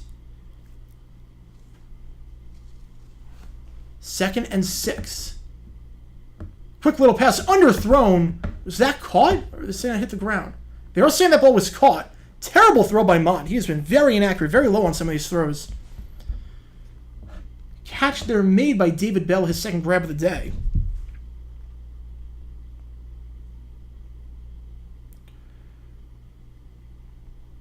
We do have Arizona's in deep discussions to join the Big 12, so we'll see what happens. My mobile tickets suck because they rely on Wi-Fi.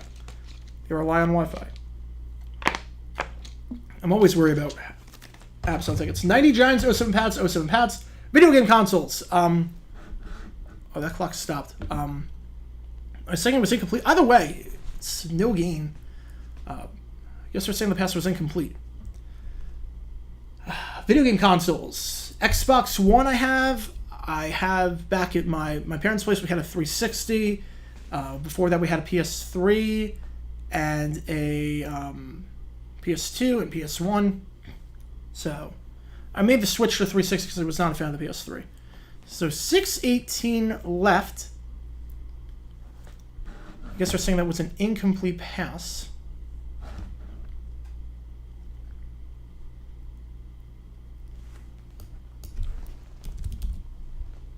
So let me get the timer back. Oh, no. Now they're saying, I guess it was a catch, but I guess they're stopping the clock. All right, here we go. 3rd and 6. Ball at the 48-yard line. Mon drops back. Flag on the play. Mon going deep down the sideline. Tight coverage on the play. Incomplete. We'll see what this flag is. Intended target on the play was number 89, Cedric Tillman. Pretty quiet so far outside of one catch over the middle on the first drive, I believe. First drive of the game. Is offside, though, so free play. Gain of 5. No separation there for Tillman, though. No separation. Kellen Mond was so bad last preseason that we dumped him for Mullins, which was a massive upgrade for us, a backup compared to Mond and Sean's 6-yard deep pass manion. Offside on Huff. Huff was the man who had the tackle on the fumble earlier. Give it and take it away. Any pro sports team still print paper tickets? I do not believe so. On yesterday's Immaculate Grid, I mean, I get 9 for 9 on all of them. It's just how rare can I get? Today my rarity was 23. 3rd and 1, handoff up the middle. I don't know what Kelly's doing there. I think he's got up for the first down. Why is he jumping before? You got to hit the hole. 3rd and 1, you just got to hit the hole. It's way too much dancing for 3rd and 1. Just go up the middle, hit the hole, know the situation. I don't think he got the first. He didn't get the first. Now, this is probably 4 down territory.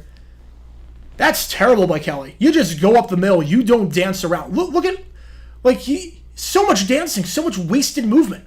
Why are you dancing? It's 3rd and 1. You just got to go up the middle. Get the first down.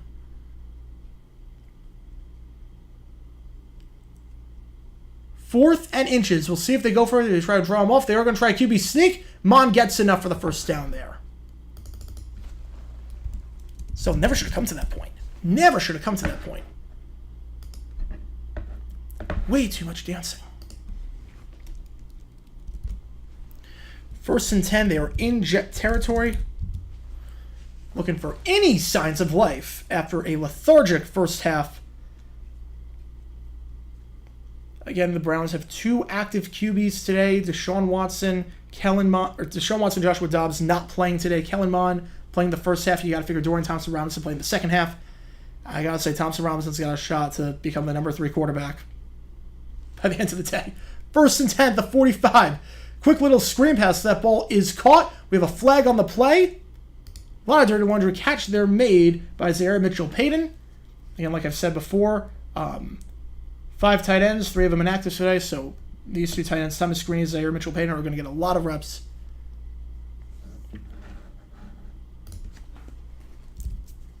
Keeper Jeep, white, Browns helmet, and black Colts helmet.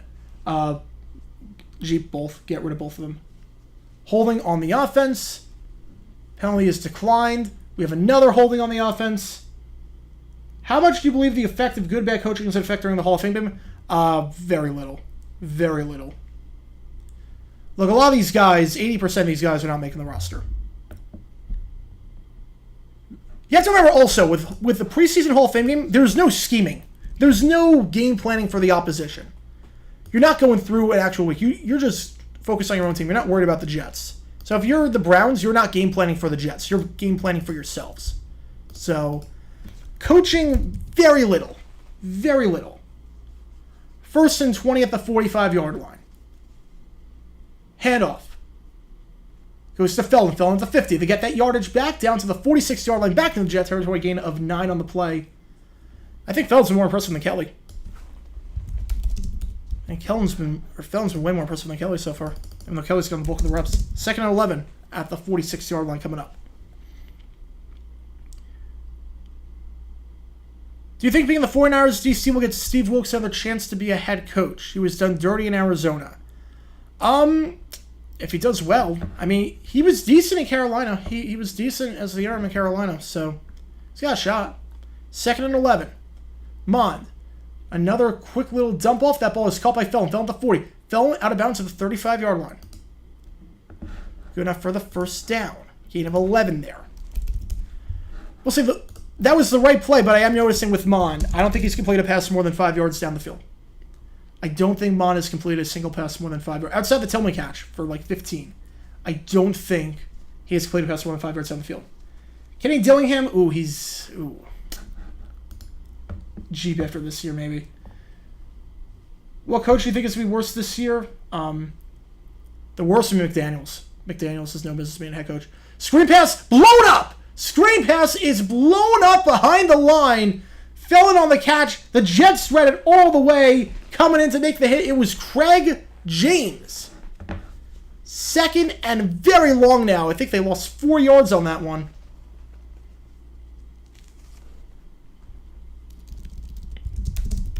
Second and 13 is what they're going to mark it. Again, not that you're game planning in preseason, but it has to be noted that Mon is not throwing anything more than 5 yards down the field. It's all dump offs to the tight end and to the running back in the flat on screens. 2nd and 13. Mon. Once again, just a quick little dump off. That ball's incomplete. Intended target on the play, Thomas Greeny. It's something that he's throwing these. He's not even accurate on these. He's not even accurate. Like, that's a terrible throw. That's a terrible throw. Way past the outstretched arm of Greeny. You gotta give your guy a chance. 3rd and 13 coming up at the 38-yard line. Wonder if they call a draw play here just to get into field goal range. Play clock is at 0. And the Browns will burn the first of their 3 timeouts. Again, the timeouts on this scoreboard are in the top right corner, for those wondering. So let me get to the... So if you notice, timeouts are in the top right corner. Keep it very simplified. Illegal streaming sites, if you're going to, I would say Stream East. I would say make sure you have ad block and go Stream East. Usually they're pretty good. Not that I'm going to use, it because I have Sunday Ticket now and they show all the games. Worst bust: Jamarcus Russell, Ryan Leaf. Jamarcus Russell, he was so bad that they literally had to change the rules for how much rookies can get paid. NFC South is it up for grabs? I believe so. There's no real team pulling away. Broncos, Orange Crush era unis, absolutely. What XFL team should Mon play on? Orlando Guardians. They need anything at this point. Favorite Jimmy Smith jersey? It's a nice white jersey I've got. 3rd and 13. That ball is caught, but there was a flag on the play. Came in the secondary. Had a lot of room to work with. Maybe there was OPI there. We'll see.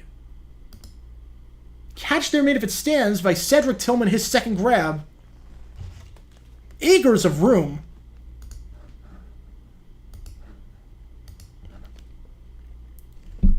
Before the pass, holding on the defense. Penalty is declined. Good enough for a first down. Tillman with his second grab. Tillman working one-on-one with Hall.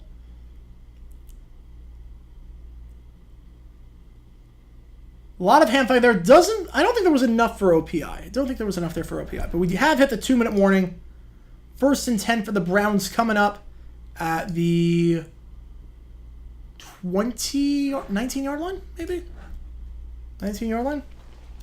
Marcus Freeman, keep. I'd say keep. Did the Bears make mistakes starting Flutie in the playoff against Washington instead of Tom Zach or Fuller? I would have started Tom Zach. What do you think about the whole mess with the Pac-12 and how the conference is on last rights right now? Look, it's just a train wreck.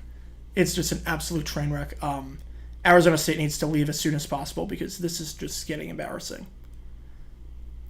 They twiddle their thumbs way too long on expansion, and on the TV rights thing, they got greedy, they got complacent. Ray Anderson, Larry Scott, there's so many parties at fault, and that conference just needs to die at this point. It needs to die at this point. Menenberger was terrible. Worst Washington QB, Heath Schuler. He was pretty bad. Fitzpatrick, keeper for what? He's retired. Banana Bowl is being broadcast live nationally on ESPN2. Banana Bowl is fun. The quality of play is not very good, but Banana Bowl is fun to be at. I don't think it would translate well on TV, though. People are sleeping on the Bucs. If Baker was decent, they could be a 10-win team. Problem is, assuming Baker will be decent. The other problem is that you've got no head coach. Todd Bowles is not a good head coach whatsoever. That's the problem.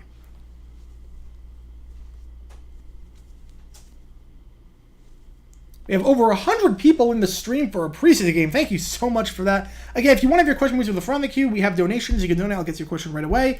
Otherwise, I'm just going in the order that I see these questions. We're doing this for 15 preseason games this year. The next one being next Thursday, Texans against the Patriots. That game starts at 7 o'clock Eastern, so make sure that you're here for that. We'll be live streaming that starting at 6:45. Texans-Patriots. Looking forward to that one. Looking forward to watching Houston's first-round pick at QB. Looking forward to seeing how C.J. Stroud looks.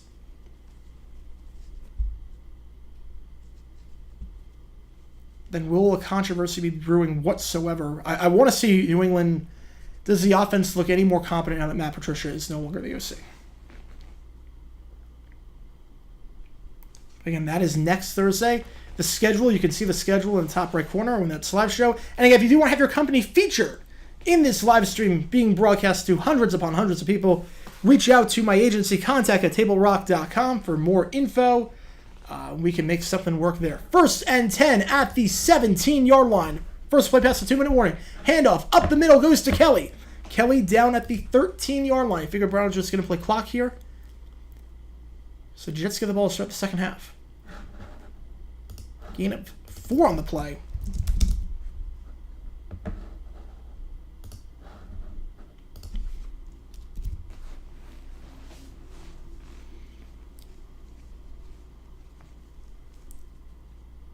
Kellen Mond, the offense has done nothing today after the first drive, which ended in a missed field goal. This is their best opportunity so far. 3 wide.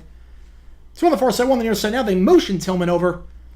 Handoff goes to Kelly up the middle. So much dancing, though, by Kelly. So much dancing. Gain of 3. 3rd and 3. I mean, I'm not the only one noticing this, right? Kelly has no explosion whatsoever. He doesn't hit the hole fast enough. He doesn't hit the hole. He dances way too much. The worst AFC Championship game ever. Ooh. Better journeyman, Fitz or McCown? I'd say Fitz. Fitz was so special because everywhere he played, he was exactly the same. Worst AFC Championship game ever? I would say, Patriots Steelers was pretty bad. 2016. Patriots Steelers was very bad in 2016. Patriots Colts 2014 was also pretty bad. In terms of other really awful ones, I would say, I mean, those are probably the 2 worst. All right, 3rd and 3, 1:12 left. So ignore the clock. The Jets have 2 timeouts now. Handoff up the middle goes to Kelly. Kelly at the 5. Kelly down at the 4-yard line. So first and goal at the 4 coming up. But again, if you're going to do these interviews, just go split screen because I have no clue what the clock is. I have no clue what anything is. Broncos Steelers over 5, yeah. Oh yeah, Raiders, yeah, but Raiders Bills is the worst. Raiders Bills is the worst. I'm assuming the Jets called a timeout. They did not. Okay. First and goal. Boyle, play action. He's got Kelly. Kelly, touchdown. I don't know why I said Boyle. Touchdown for the Browns. They're finally on the board. 13-6, extra point coming up. I said Boyle because I was like, the Browns, the Jets called him out before. They didn't call him out after that. I don't know why. But again, they just scored a touchdown. No replay. We got to show this interview full screen. We got to show a man in a static background. I don't get it. I just don't get it. I'm a bit surprised the Jets didn't call a timeout, test their 1-minute drill offense, but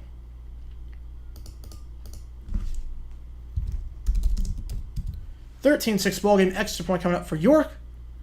Missed a field goal earlier. Kick by York is up, and it is good. It is good. Made it very, very nervy there, but 13-7. That kick was 2 yards further back. That would not be going in.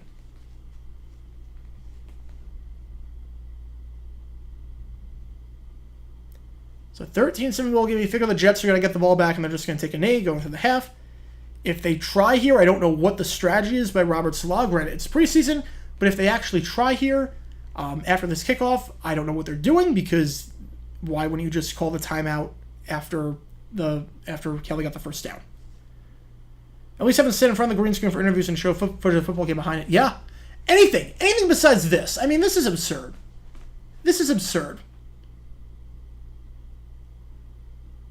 We're essentially just guessing when it goes to break. I mean, a guy scored a touchdown. No replay. No replay. What do you think of the Jonathan Taylor situation? I think both sides are right. Just Irsay's an idiot. I totally get why the Colts don't want to pay a running back. I don't get why Irsay went on a Twitter rant about it. All he had to do was keep his mouth shut. That's all he had to do. All right.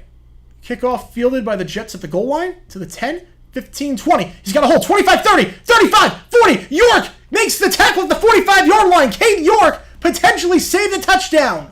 What a return there. And again, now you have to wonder what the heck was Robert Saleh thinking not calling timeout before, because now you only got 23 seconds to work with. I don't get the point of the preseason is to give your guys as many opportunities as possible. That's the whole point of preseason. Call the timeout there after he got the first down and give your guy an opportunity. Give your team opportunities to prove themselves. Running the clock does nothing. I don't get the strategy there by Saleh. I just don't get it. What the heck did the Yankees just do? First and 10, Boyle fires over the middle. That ball is caught on a slant route. Caught the 38-yard line down to the 35. Jets will now burn their second timeout.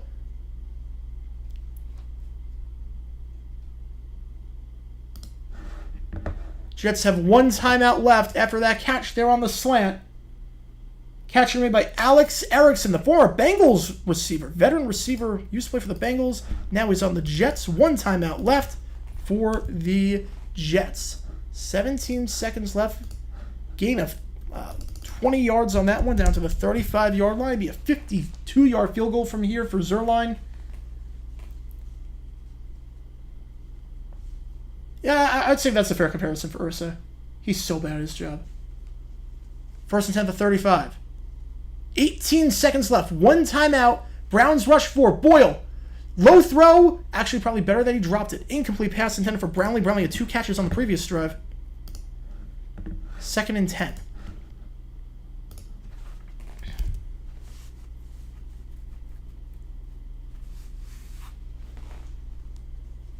$15 seconds left. You got time for 2 more plays plus a field goal. So you can use the middle of the field here. We'll see what they decide to do. Again, as things stand, be a 53-yard field goal for Zuerlein. And remember, the Jets can double up. The Jets can double up here. The Jets did not get the ball to start the game. 2nd and 10. Boyle fires deep. End zone. Incomplete. Once again, Brownlee.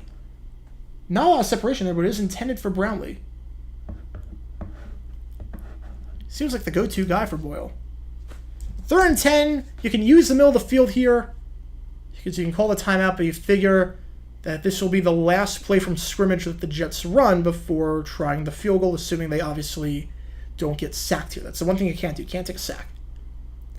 Gotta get 3 here, make it a 2-possession game.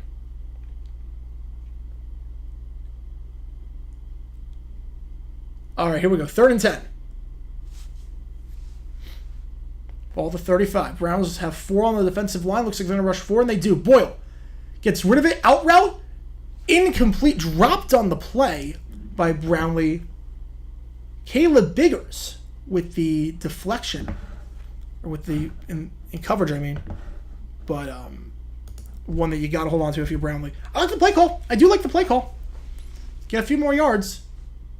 Make an easier kick for Zuerlein. But this will probably be the last play of the first half. Yeah, you got to hold on to that. You can play with Biggers to get there, but you got to hold on to that. You have to make that play. 53-yard field goal. Final play. Zuerlein kick is perfectly straight. And it is good. So the Jets, thanks to a great kickoff return, ends up getting 3 points on that drive, even despite having to work against the clock. 16-7, Jets get the ball to start the second half.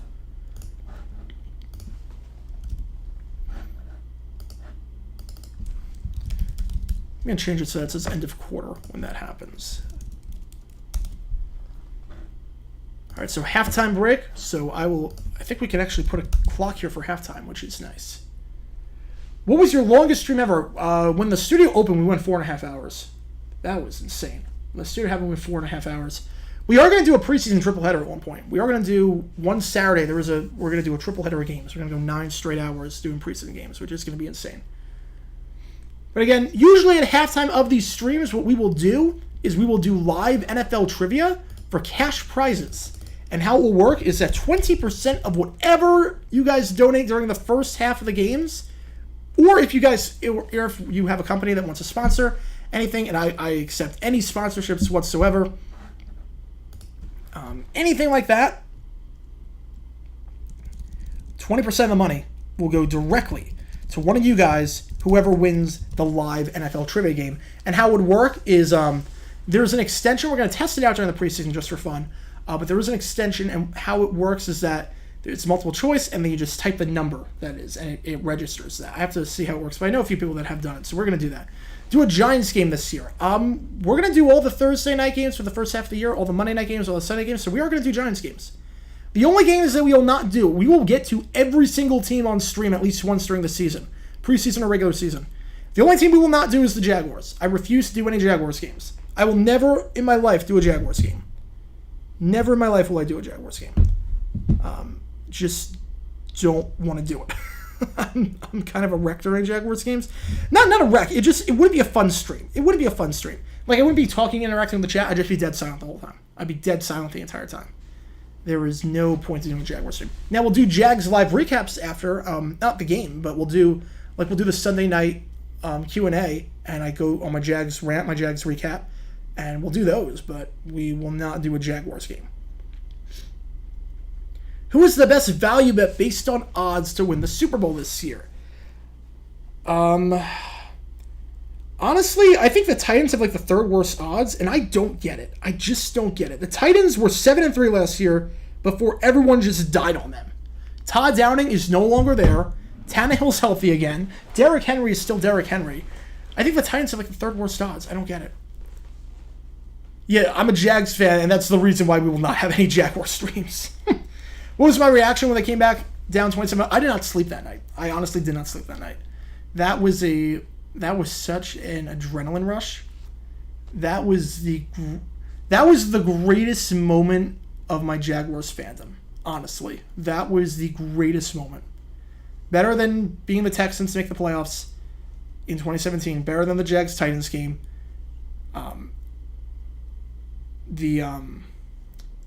That was incredible. And it's funny, I never thought about leaving. I never thought about leaving because I was like, you know what? I mean, I never leave a game early anyways. I sat through a lot of garbage in my life. I'm not leaving 27-0. Once it got to 27-14, I was like, you know what? We actually might have a shot. I actually had better hope of winning that game at 27-14 than I ever did with Blake Bortles when we were down 3-0 in the first quarter. I'm not even kidding. We're down by 10 with Trevor. I'm like, okay, we can do this. We're down by 3 with Blake at any point. No chance. It was just pure euphoria. It was almost shock that it happened. Like the Titans game was like, okay, we had to win that one. We had to beat the Titans. The atmosphere was very different for the Titans game than it was for the Chargers game. It was very different. Very, very different. Titans game was like, okay, we had to take care of business. It was way too close for comfort. Thank God we did that. Chargers game is this really happening? What score would I leave a game at? I've never left the Jaguars game early. I've left baseball games early. I've never left the Jaguars game early. I've never left the Jags game early. I would never... The only time I would leave a game early, if you even want to call it leaving early, is if the other team is up by 2 or more possessions and it's a kneel-down situation. That's the only time I don't even call that leaving the game early. Like if it's like 40 seconds left, the other team is taking a knee, and the Jags are down by 35, like obviously, like I'll leave. But I never leave the game early. I don't miss snaps. I'm trying to think, snaps that I've missed since 2009, when we got Sunday Ticket. The 7 minutes of the Jags-Chiefs game that wasn't televised. And I think that's it. I think that's it. We have a $5 from Michael Hodel. Thank you so much for that. 5 countries you would like to visit. U.S. and Canada don't count. All right. That I've liked to visit. So I've already been to England. I've been to Italy. I was fortunate enough to do like a Mediterranean cruise and a European cruise. I haven't been to Europe since 2013 for Jaguars Niners. 5 countries I'd like to visit. Australia and New Zealand, I'm counting that as 2. I would love to visit those at some point. Maybe for the Olympics in 2032. Maybe in Brisbane. We'll do something like that. I don't know what day the Olympics are. I don't want it to be during preseason, but hopefully I can save up and go to that, because that would be a ton of fun. Be a long flight, but that's really the deterrent. But I would love to do some time in Australia and New Zealand.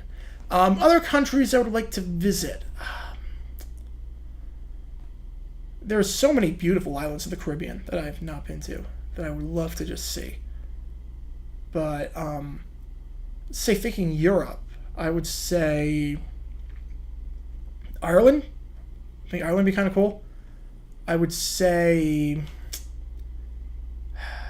What else would I say for Europe?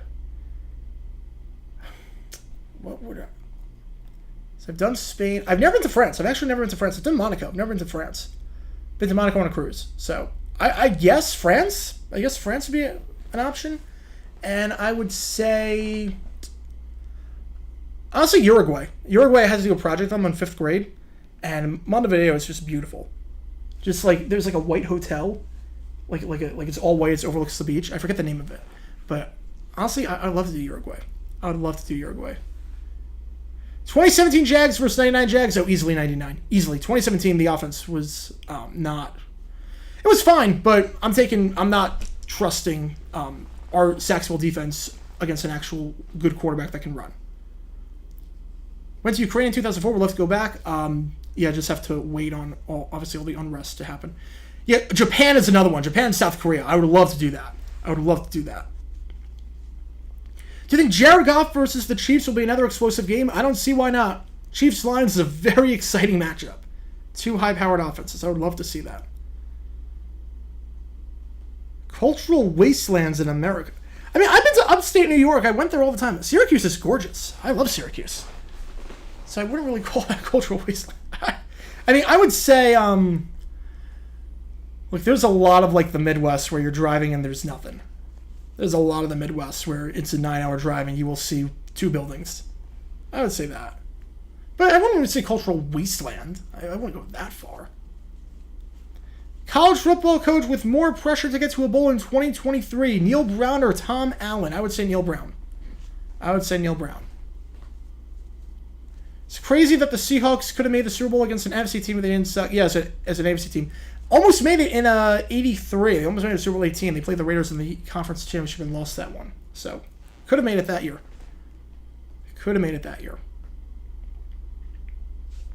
Never thought that Zach Wilson would be the best QB in the game. I mean, to be fair, the options are Kellen Mond and Tim Boyle. So, it's not like we're picking some really good players here. Having said that, though, I am excited for the second half. Because the second half, we're going to see probably Dorian Thompson-Robinson, the Browns' 5th-round pick out of UCLA, finished his career inside the top 10 in Pac-12 history in passing touchdowns. I'm excited to see him play. A lot of people said he was very underdrafted. Could have been a 3rd or 4th-round pick. The Browns got him in the 5th. Some say it's a steal. Will he do enough to be the backup behind Deshaun Watson? We will see. Obviously, Josh Dobbs has the hole in the backup spot right now. But we will see what Thompson Robinson can do in his debut. Coach with more pressure to make a bowl, Matt Rule or Deion Sanders? Oh, Deion. I mean, Matt Rule, he's going to have time. He's going to have time to work with. And he's in a much tougher conference. Deion Sanders, after gutting the entire team, he is under immense pressure.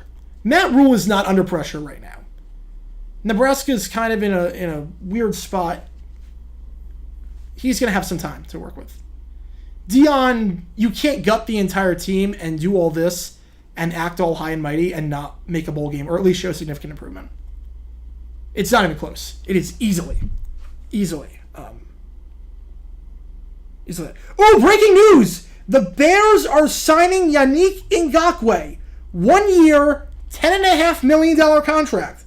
The Bears are getting Yannick Ngakoue. Breaking news from the NFL.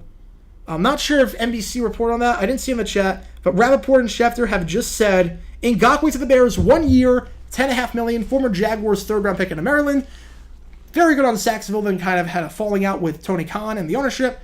Went to Minnesota, and then Baltimore, then the Raiders, and then the Colts. He's been bouncing around a lot of different places, and now he is on the Chicago Bears on a 1 year, $10.5 million deal. Why isn't Rodgers playing? Veterans like him don't play the Hall of Fame game. I'm not even sure how much we're going to see of Rodgers in the preseason. If we see him at all, it's going to be like game 2. He's going to play like a drive or 2. Am I staying up till 2 a.m. to watch the women's national team play on Sunday? I am. The thing with that is that it's actually been very convenient for me. I've been able to watch every single Women's World Cup game because I'm up super late editing as it is. So it's actually right in my time zone. It actually works out perfectly because I have a bizarre sleep schedule. So, which you kind of have to be a which you kind of have to have when you're a YouTuber. Do you plan on going to the Intuit Dome when it opens? What is the...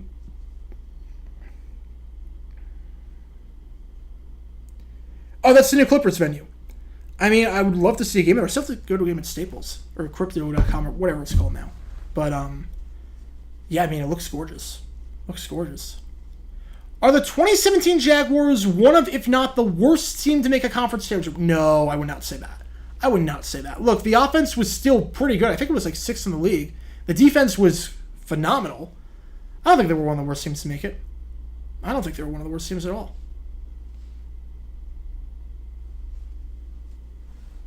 There are some teams that had no business making it to the conference championship. There are some teams that you think, wait, it's like, how the heck did they make it? Not saying the Jags are one of the best teams to make it, but they're definitely not one of the worst.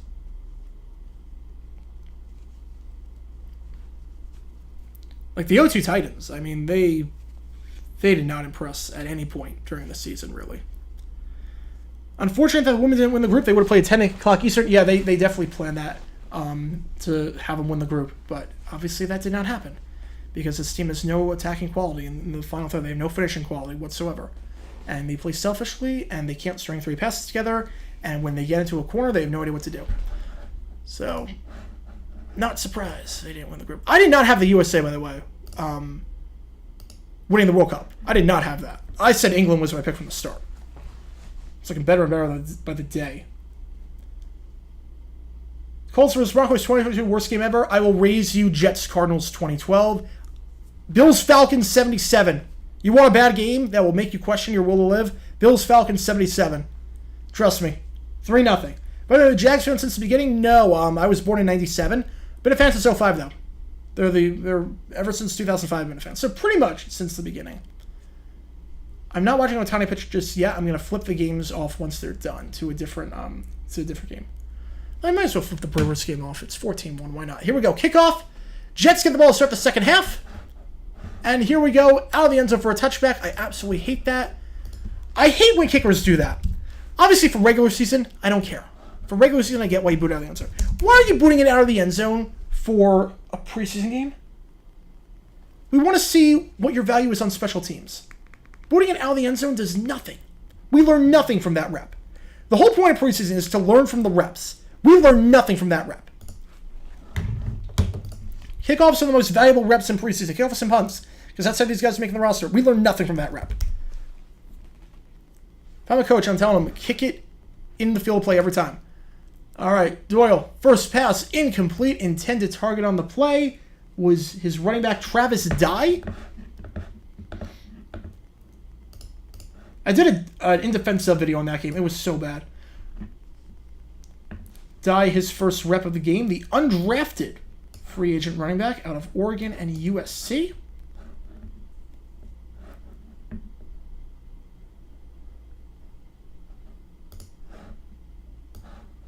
Oh, no, I'm only 26. Bills Falcons 77? I did. I already made a video about that game. I already made a video. An in-defense sub video. I think if you type in Bills Falcons 77, I think it's the second thing that pops up. Handoff goes up the middle. Gain of 4 yards on the play before he's brought down. So 3rd and 6 coming up at the 29-yard line. Again, easily got all the handoffs in the first half. We'll see how they split the reps this time. This time it's Travis Dye, who seems to be the next man up.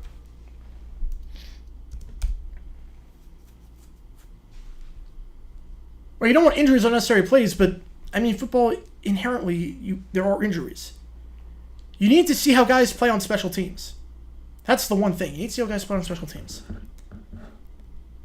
3rd and 6. Doyle still in the game. We'll see when Strevler gets to maybe the fourth quarter. But stoppage, plays blown dead. Doyle indicating that this one is on the Browns, or Boyle indicating this one's on the Browns. I don't know why I keep saying Doyle. It is Boyle who's indicating this one's on the Browns. The Dallas vs. Lions playoff game, the score was 5-0. Yeah, playoff game, too. I think the only time a game's ended 5-0, I think it's scoregami, and it was a playoff game. 3rd and 1 now. Offside on the Browns. Move them up 5 to the 34-yard line. Penalty there.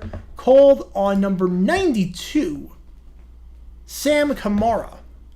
Sam Kamara getting flagged for that one. So 3rd and 1 coming up. Dye has been the go-to guy so far early on in this drive.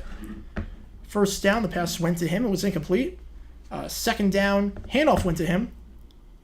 Now 3rd and 1, you got to figure you're going to run the ball here. And once again, it is Travis Dye in the backfield. Once again, actually goes to Izzy. Izzy's still playing. Izzy does not get to the line to gain. It is 4th down. So Izzy is still playing after playing the whole first half. And the Jets will be forced to punt. So a quick 3 and out. Watching me on my smart TV, that is awesome. Thank you so much for that. Thank you so much. The kickoff is becoming more and more inconsequential to the outcome of the game, so inherently it's not as important as reps on offense and defense. Yeah, but a lot of these guys make it on special teams. A lot of these guys make it on special teams. And especially for New York and Cleveland, teams that play in cold weather cities where you're not going to be able to have in the later months of the season the opportunity to boot it out of the end zone because the ball's, it's like kicking a rock. Either way, 4th and 1. Punting this one away. Hall was the return man for the first punts for the Browns. We'll see who the return man is here. That punt is fielded at the 14-yard line. Flag on the play. To the 20, 25 as things stand. It's a nice return to the 30 down to the 34-yard line. Feldon on the return gain of 20 on that return from the 34 to the 34. So only a net of 28 yards there, but we'll see what this flag is with 12:58 left.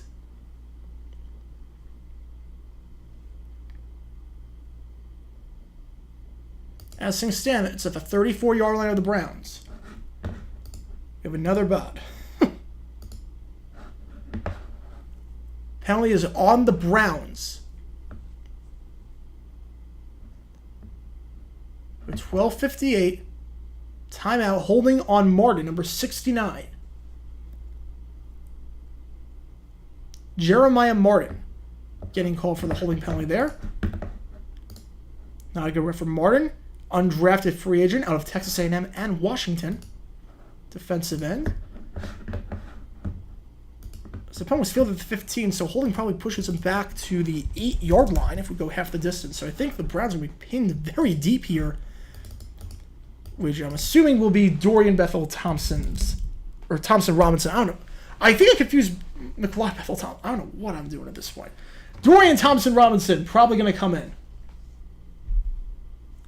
Here we go. Will 2026-27 be the final years that Raycom will be affiliated with the ACC? It'll feel weird that it'll feel weird when Raycom is not affiliated, but I think so. I think the writing's on the wall. I think the writing is on the wall. Also, in terms of what's on the agenda, I should note, tomorrow, since we have a bit of a break in the action, tomorrow, we have a video dropping on the 1979 Lions. It's about 30-35 minutes long. It's going to be a lot of fun to do. Hopefully you guys enjoy watching it. Go check out the videos on the channel that have been posted if you haven't already. A lot of cool stuff happening on the channel over the last week or so as the season draws closer and closer. We are at that time. It is awesome. We also have videos coming out on JJ and JJ7 soon. We have a video, JJ9 videos throughout the week. Again, patreon.com if you want early access to videos and the ability to request future video topics for me to cover. And again, make sure to contact my agency, contact@tablerock.com. If you do want to sponsor anything in this stream, I will get your company logo on this stream in front of hundreds and hundreds of people. I mean, we have over 100 people at its peak for a preseason game, the Hall of Fame game. Just imagine what it's going to be like during the regular season. Just imagine what it's going to be like for that. In your opinion, what was the worst NFL team ever besides the 08 Lions and the 17 Browns? I mean, $76. Is that cheating to say $76? Because, I mean, they won a game. I would say also the Louisville Brecks back in the 20s. Weren't they outscored like 91-0? Yeah, JJ video is coming soon. It will be something from the Silicon Valley Classic back in the 2000s. ACC, yeah, we'll get a new TV deal with a major network. It depends on if Florida State and Clemson stay, but if they do, I don't see why not. I don't see why they wouldn't. All right, I just want to point out that NBC is back, and we have seen shots of Aaron Rodgers at a Taylor Swift concert. We have not seen a replay of the Browns' one touchdown. Thompson Robinson first pass is almost intercepted. Intended target on the play was Feldon. Demetric Feldon. So 2nd and 10 coming up. And Thompson Robinson, team's 5th round pick out of UCLA, the only quarterback that they drafted inside the top 11 in Pac-12 history, conference history, in passing yards and passing touchdowns. He is now in Kellen Mond's day is done, thank goodness. What coach do you think will be on demonstrations the most? Dennis Allen. Arthur Smith also will be on a lot, I have a feeling. Feldon gets the handoff at the 10. Feldon down to the 14-yard line. Gain of 6 on the play. 3rd and 4 coming up. My Gator fan, yes. Yes, I am. I am a Gator fan. What was more embarrassing for the Raiders last year? Being the only team to lose to Jeff Saturday or losing to Baker, who was on the Rams for only 2 days? I would say losing to Baker. I mean, he didn't know the playbook. And the final drive was like 95 yards, and it was a giant comeback, too. I think that was way more embarrassing. Way more embarrassing. 3rd and 3 coming up at the 14-yard line. DTR drops back, fires.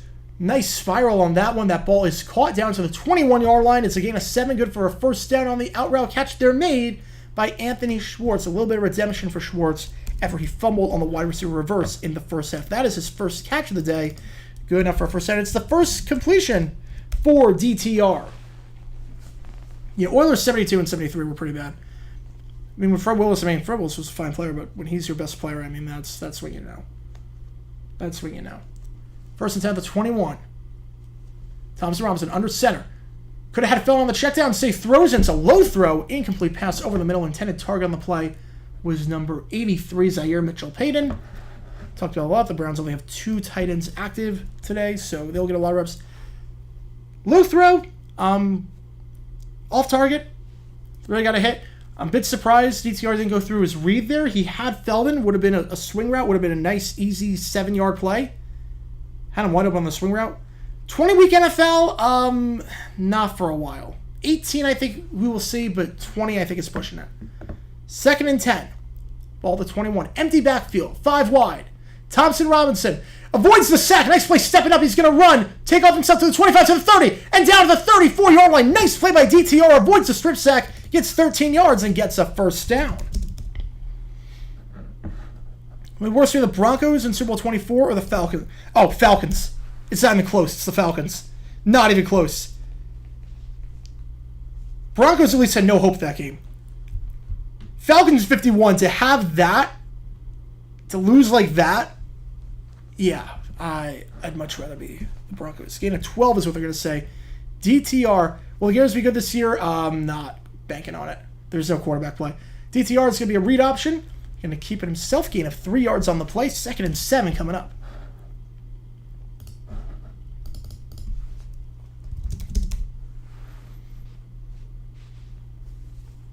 Yeah, I don't think we're going to see a 20-game NFL for the players. The CBA, they will not go for that.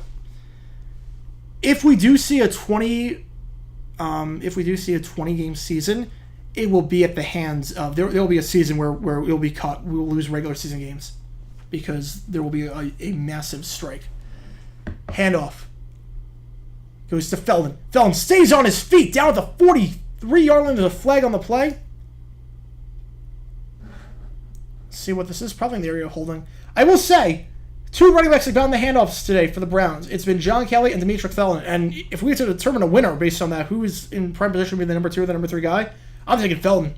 Felton's got better balance. He's got better burst. I'm taking that. We have a $5 from Justin Maybach. Thank you so much for that. Let me get your name in there. Thank you so much. Good idea I had to get into preseason games is to track the score bugs for all the news stations. Imagine NFL teams with regional networks. That would be insane. Used to be like that. And then Rozelle had the foresight to say we're going to do a national TV deal, which was smart. So 2nd and 18 coming after the holding penalty. Well, 26. Thomas Robinson, that is incomplete. Was there helmet to helmet there? There was helmet to helmet. That was a very, very high hit. A late hit, too. See who it's on. Thomas Green, the intended target, but that hit was very, very high. Move him up 15 yards. Gives the Browns a free first down. Just a dumb penalty there by the Jets. Have I considered doing football play as a career? Not really. Not really. I mean, look, I like being a fan, so I have to give that up. I don't want to do that because I got to be neutral. And look, I don't like to say that broadcasting is, and I don't like all the remote stuff and whatnot. And I'm not crazy about it. Not crazy about it, because really you got to start from the bottom with football play-by-play. You got to start with other sports, and every other sport's now going remote, which is not fun. I don't like just being able to see what's on TV. So, no. Lionel Messi is bigger than any footballer or football club or national team, men's or women's. I'd say that's fair. That's fair. First and 10 at the 41-yard line. Handoff goes to Feldon. Feldon with some nice burst down at the 44-yard line. Tries to cut back and get some more, but gain of 3 on the play. Eventually brought down there.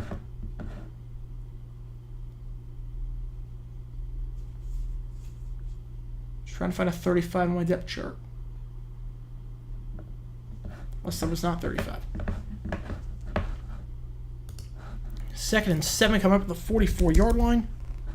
So really, so great. When you show the shot of the coaches, like, show the score bug too, so we know what the clock is. Look at where they can't overlay the score bug on. 2nd and 7, ball at the 44-yard line. Under center, Thompson Robinson, but a bit inaccurate so far. We'll see what happens here. He's just going to hand the ball off to Felton. Felton tries to bounce to the outside and gets back to the line of scrimmage, but that is it. A nice tackle there as we have another flag on the play. A lot of dirty laundry on this drive. Tackle there was made by Jimmy Moreland, the cornerback. But again, with this, like, Aaron Rodgers interview, fine. Overlay the score bug. I don't know what this penalty is. We don't know what the penalty is. NBC is treating the game like it's secondary. It doesn't make any sense. I'm assuming it's going to be holding in a loss of 10. Oh, so you can go split screen. You just choose not to show with the field. Oh my goodness, NBC. This is an embarrassing broadcast. Embarrassing. Oh wait, Lions. Oh wait, Jags. I mean, the Jags play the Lions in a way, and the Jags beat them handily, so easily, Jags. Will the Packers ever win the Super Bowl or be in the Super Bowl again? I mean, again, it's a long time. I don't see why not. It is holding. 2nd 16, Thompson Robinson fires over the middle. What a throw there! A nice bullet over the middle. He's got a tight spiral. I will say that. Mike Harley Jr. with the grab. Is it enough for the first down? Should get near midfield. Has DTR done anything this game? He honestly had a nice scramble for a first down where he avoided a sack. That throw was a nice throw. A bit inaccurate, but you have to like his tight spiral. I do like his footwork. I like his tight spiral. The mechanics are there. The mechanics are 3rd and 2 is what they're going to mark it at the 49-yard line. We'll see if this is 4-down territory for the Browns. 3rd and 2. Jets jump the snap. This is going to be a free play. This is going to be a free play. Move them up 5. But again, when they show Rodgers with this interview, overlay the score bug at least. Overlay the score bug. Because now we're just guessing on the penalty. I mean, we know it's offside, but we're just guessing on the penalty. Why is this a guessing game? It feels like I'm back in like the 70s and the 80s when there was no scoring. You're just guessing on everything. It's crazy. NBC is treating the game like it's second nature. And I get that people care about the Hall of Famers and whatnot, but and Rodgers, but you're going to get your chance to watch Rodgers in actual preseason games. You're getting your chance to watch the Hall of Famers in the ceremony. Show the actual game. 1st and 10 at the 46-yard line. DTR. They rush 4. That ball bobbled and then caught for a first down catch there, man on the play by Zaire Mitchell-Payton. I think Zaire's done better than Greeny if we're going to rate the tight ends right now.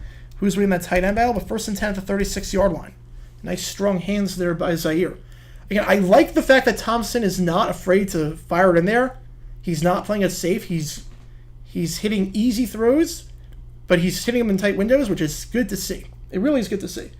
Could the Georgia Bulldogs from this past season be the USFL champs? I think so. I think so. Their defensive line would just wreck USFL offensive lines. Flag on the play. As it stands, Felton going to try and run out of bounds at the 34-yard line. We'll see what this flag is. Well, loader here, but again, we got to guess on the flag. We got to guess on the flag because you got to show Aaron Rodgers, and you don't show the score bug on top of it, and you don't go split screen with the referee, so we're just guessing. So I'm assuming it's holding. Because it was on a running play. I'm assuming it's holding. But again, we're just guessing because NBC thinks that people are watching the Hall of Fame game not to watch the game. It's insane. Like, I'm fine with showing Aaron. I'm fine with doing interviews. People do interviews all the time during preseason games. But overlay the score bug or show the field. It's insane. It's absolutely insane. You calling this game, you're honestly better than a lot of regional radio brokers. Oh, the penalty's on the Jets. Thank you so much. 1st and 5 now. So I guess the penalty's on the Jets. Thomas Robinson, nice play to step up. Robinson going to take off himself. Gets the first down. Stays on his feet at the 20. Robinson down at the 16-yard line. Holy cow, DTR. I'm loving his footwork. His ability to climb the pocket is that of a veteran. Holy cow, DTR. Look, there's some stuff to work on accuracy-wise, but I'm loving his courageousness. I'm loving his awareness. He climbs in the pocket like a seasoned veteran. That's a few times now. A rookie would get sacked there, strip sacked there. DTR, great awareness of the blind side, knowing when to step up and take it himself. That is amazing. All right, DTR hands it off up the middle, goes to Felon. Felon's got a room. What a block by DTR! What a block by DTR too! Did you see that? Touchdown Browns! That was not going to be a touchdown if DTR didn't lay the hammer on the linebacker. Oh my goodness! I'm loving this kid. Please show a replay of that. Okay, now we're going to see a replay. Watch DTR here. DTR sets the block. DTR sets the lead block. Holy cow! DTR setting the block on Jimmy Moreland. That's the whole reason that happened. Is there anything he can't do? I mean, this is amazing. This is amazing. DTR, 93-yard drive. He's impressing me a ton. Kick is up by York right down Broadway. Oh my goodness. DTR, his first drive going 93 yards down the field. So I just realized I forgot to adjust the timeout thing. But, oh my goodness. So, not only does he go 93 yards down the field, but he climbs in the pocket like a veteran. And then on top of that, he sets the block. That's insane. Honestly, I'm loving watching this guy. He's already overtaken Kellen Mond. Kellen Mond is trash. He's already overtaken Kellen Mond in my book. This is amazing. Oh, man. DTR, I'm having fun watching you, man. I'm having fun. I'm having fun, man. Huh. Holy cow. Tom Grossi versus JJ. I think Grossi's at Barbie right now. Not a true NFL fan. He's watching Barbie. He's not watching the Hall of Fame game. Holy cow. DTR. I can't get over that. That run that he had. The 2 runs that he had. And then to set the block. I mean, it was a nice play by Felon. I think Felon has shown way more burst than Kelly. If we're saying who the number 2 back or number 3 back on the Browns is, assuming that obviously Chubb is going to be number 1, if we're assuming that Jerome Ford's number 2 because he's not playing today, Felon's beating Kelly easily. Felon Kelly, it's easy. Easy Felon. Georgia Lions, who wins? Oh, Lions. That's not even close. Lions win. Lions win. Any pro team, minus the 76 bucks because they were in an expansion team, essentially. Anything like that, yeah, I'm taking the pro team. Unbelievable. So your first drive, you can lead a 93-yard drive just like that. Granted, there was some help with some penalties, but holy cow. Like, $5 from Michael Hodo. Thank you so much. Will I cover the incompetent broadcasting of tonight's game in a future video? Maybe. We'll see. We'll see. I mean, I'm not sure enough people care about. I think I'm probably the only person griping about the Hall of Fame game broadcasting. But this is what I hope is like I always like with something like this, I always like providing new insight and stuff that you probably wouldn't get anywhere else. And I'm assuming me talking about broadcasting is one of those things that you won't hear on other live streams. So, I should say it's 16-14. I don't know why it only says 13. All right, so if I'm the Browns after this game, Felon overtakes Kelly on the depth chart, and DTR is overtaking Kellen Mond. We'll never see DTR playing a real game unless Watson goes away. Yeah, I hope that happens. I hope that happens. I'm having fun watching DTR, honestly. He climbs the pocket like a seasoned veteran. He's courageous. He's not afraid to fire it in there. He's not afraid to set blocks. Least here broadcaster right now, Feely. Jay Feely. Chris Myers is also pretty bad, but Jay Feely. We'll kick off. Jets, again, touchback. You guys know my thoughts on that. I won't repeat them. You guys know my thoughts on why kicking out of the end zone is stupid in the preseason. Okay, I get the criticism of Romo. Trust me, I'm right there with you. How can you hate Nance? I don't get the hate for Nance. Nance is great. I don't get the hate for him. I get the hate for Romo. Trust me, I get it. He was ill-prepared last year. I don't get the hate for Nance. So 1st and 10 at 25. It is still Tim Boyle in there. So Strevler probably going to play the 4th. 1st and 10. Play action. Defensive end bites, and that ball is caught at the 35. Gets the first down, gain of 10 yards on the play. Catch there made by the fullback, Nick Bawden. Or no, that was actually the tight end, E.J. Jenkins. My apologies there. E.J. Jenkins, undrafted free agent. Sam Kamara bit on that. Jets are over to 35. Jets are choking. I mean, all the guys playing for the Jets, a lot of them are not making the roster. This is not a joke. This is not a joke. You can't choke a preseason game. Actually, you can. I'll tell you how. 2nd and inches. So they not get the first down. Again, we did not know that until the time because they were showing a full screen interview. Handoff up the middle to the 38. Now they have the first down. You can choke a preseason game. And the way that it happens is Giants-Jaguars 2000. If you've never seen the Jaguars-Giants preseason game from 2000, go check that out. Obviously, the full game is not available. The ending of the game is available. That is a choke of the preseason game. If you want to know how you choke a preseason game, Jaguars-Giants 2000. The Jaguars won after they threw an interception. It's as crazy as it sounds. Handoff, gain of 1 on the play, Travis Dye.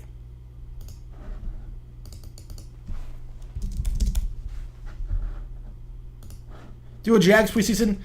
No, Jags preseason wouldn't be fun. Because again, I'm the same way. Like I would get it wouldn't be exciting to watch. Maybe I'll do the 3rd game. Maybe I'll do the 3rd. But why are the Ravens so good preseason? I don't know.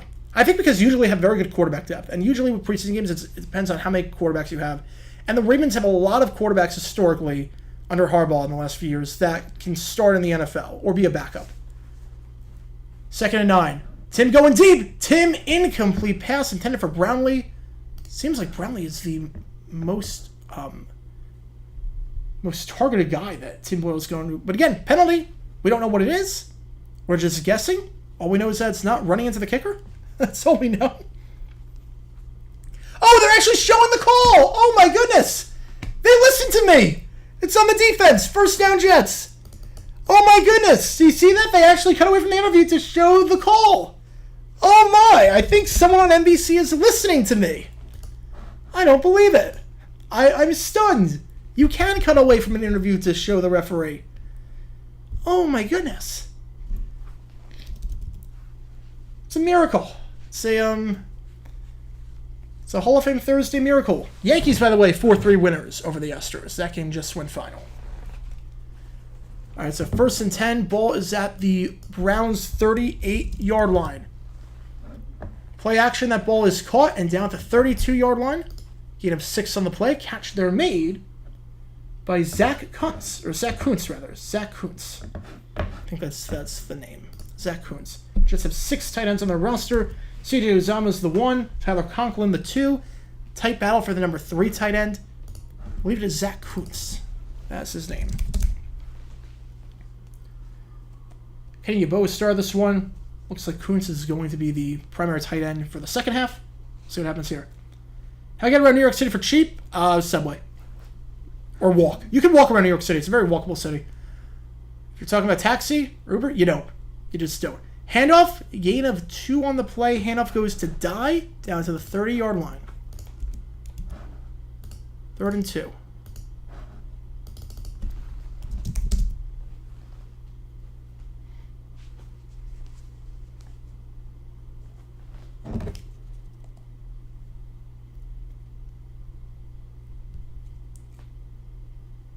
All right, 3rd and 2 coming up at the 30-yard line. Maybe this is 4-down territory. We'll see depending on where this goes. 3rd and 3, actually, at the 31-yard line. And Dye goes nowhere. Dye goes absolutely nowhere. Brought down on the play by number 58, Isaiah Thomas. 4th and 3. And you got to figure the Jets will be kicking the field goal here. Greg Zuerlein 2 for 2 today. Again, it's more important for teams to evaluate what they can do on special teams. So try the field goal here. And Jets only carrying 1 kicker, 1 punter, 1 long snapper in the preseason. So same team. Hennessy the long snapper, Morstead on the hold, Zuerlein the kick. They're going to go for it, though. They are going to go for it. Okay, I did not see that coming. All right. Tim fires, low throw, incomplete. I'm a bit surprised by that decision. Not going to lie, I'm a bit surprised by that decision. So the Browns take over. DTR going back out there with 2:12 left in the 3rd quarter. And the Browns taking over their own 31-yard line. I am very shocked by that. Now, if it was 4th and 1, different story. But 4th and 3, I mean, that's already a tough situation. But usually, again, preseason, the most important stuff is seeing what your guys can do on special teams. So whenever you get the chance to go on special teams, you take it in preseason for the most part. I'm a bit surprised that they did not kick the field goal. Bruins clown needs to go. I mean, the whole thing with Drummond was just pathetic. You're going to scratch him from his start because he's injured, and then you're going to play him again. They're going to play him again in the 8th inning. Take him out of the bullpen for some reason. I don't get it. I just don't get it. And then the whole thing with Rizzo, and now he's had a concussion for the last 3 months, apparently, and they never benched him or noticed it. I mean, come on.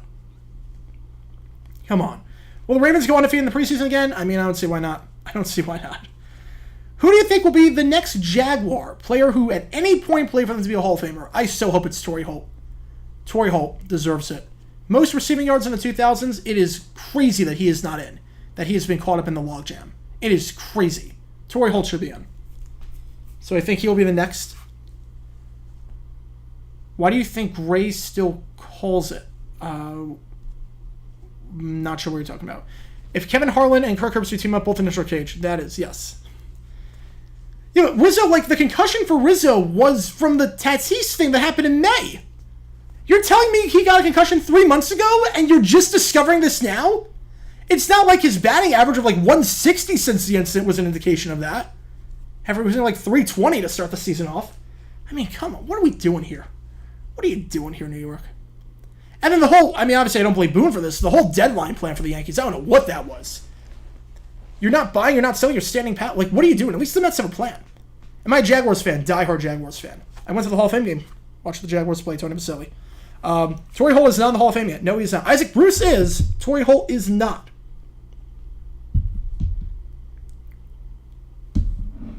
All right, Browns ball, the last time out, 93-yard drive by DTR.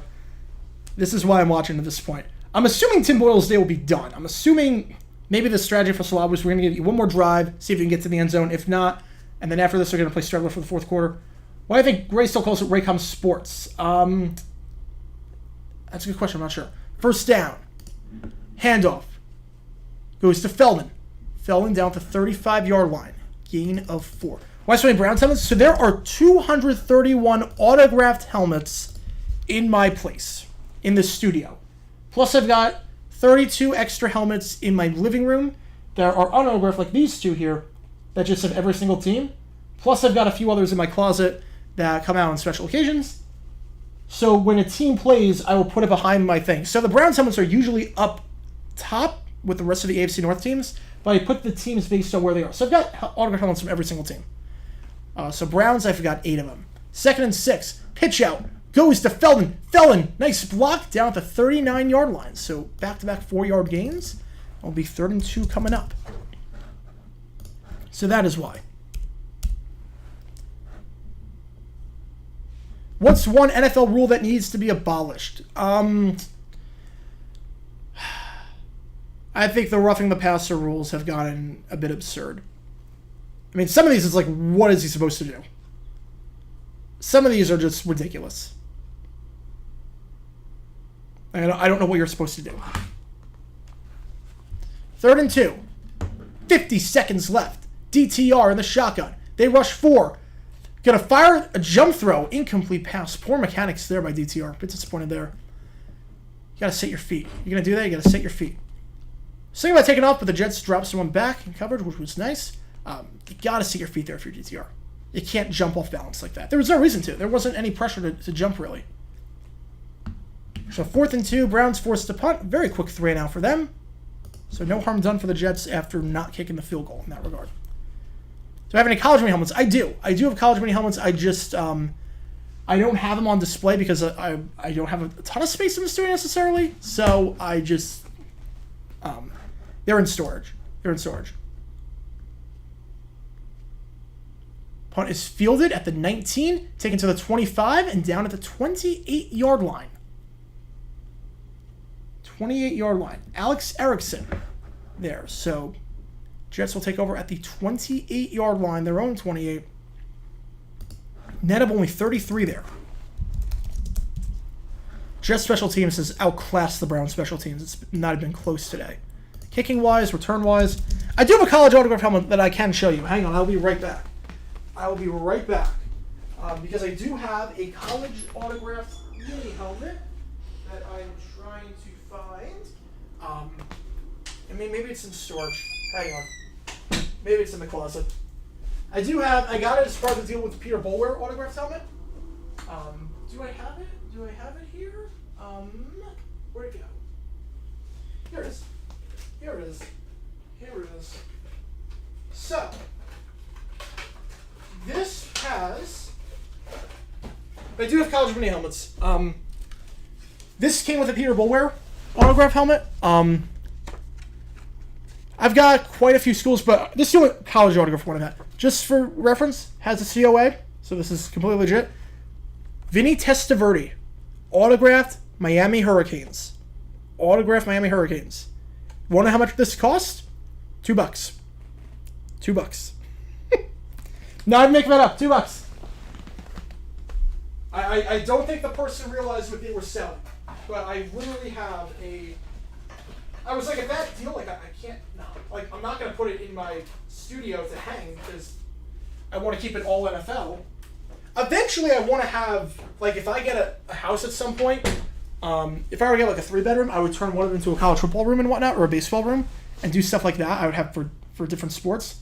But, you know, 8 Browns... The 9th one, that's not autographed. That's not autographed. That is usually in my living room, where I have helmets of all 32 teams. So, 8 autographed Browns helmets, including Dante Lavelli, Romeo Crennel, Reggie Rucker, John Reed Johnson, Michael Dean Perry is also over there. Yeah, that one's not autographed. I don't count that one. With Nickelodeon doing the Super Bowl, will we finally see SpongeBob doing a sweet victory at halftime? We will not, but I so hope we do. Justice for the Maroon 5 incident. Justice for Maroon 5. When Hurts or Mahomes run and get touched, it's a penalty every time, but a run back and take a being a nothing skill. Yep.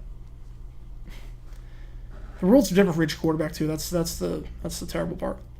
Should Golden Tate have been called for OPI in the replacement official game? No, but it should have been a catch. All right, here we go. 1st and 10. It is going to be still Tim, or no, now it's Strevler. Strevler in the game. Handoff goes to Dye. That will probably be the final play of the quarter. Gain of 2. Dye has not really impressed me that much. He has he's not broken any tackles or done anything in the, anything in terms of staying on his feet after contact.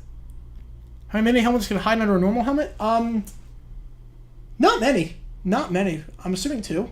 I think about 2. But that will be the end of the quarter. 1 quarter left. The Jets lead by 2 in the first preseason game of the season. Again, there is no overtime. Just something to keep in mind. There is no overtime in preseason. They got rid of that. Thank goodness for that. So there is no overtime.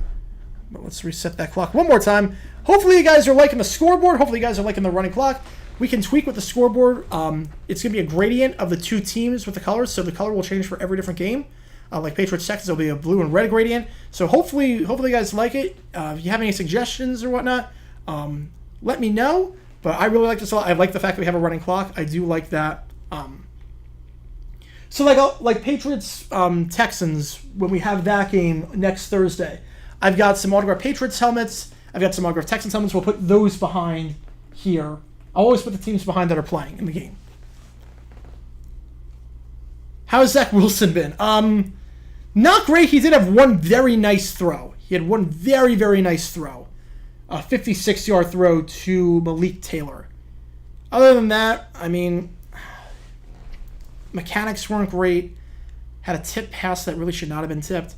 He had a terrible spin move in the pocket for some reason. I think Testaverde's time as a Jet, I mean, I thought he was very good. If he stayed healthy in 99, I think they had a shot at making it. Is there a team I hate that is now in the AFC South? I mean, we have a rivalry with Pittsburgh. We have a rivalry with the Steelers, so I guess them. But I respect them. I respect them, but I hate them. Want to study at college? I studied sport communication, and I studied sport management. And then I went to law school and did that and got my master's at the same time with a master's in sport law and business, all while doing the YouTube channel on the side. So, yeah, got 2 degrees at the same time, 2 post-grad degrees, or 2 grad degrees, rather. while doing YouTube. And now this is my full-time job, thanks to you guys. Thoughts on the Bradshaw, John Gillen controversy in 74? Bradshaw was clearly the better quarterback. Bradshaw was clearly better.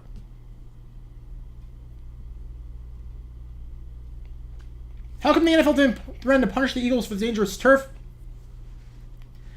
I mean, the Eagles tried everything. I think that's why. The Eagles tried everything. And they were getting a new stadium, too. I mean, they got punished in the sense they lost revenue. I'm not sure what else you could do, really. Because it was really a fault of a lot of different parties. A lot of stuff that Philly, the team, had no control over was the city.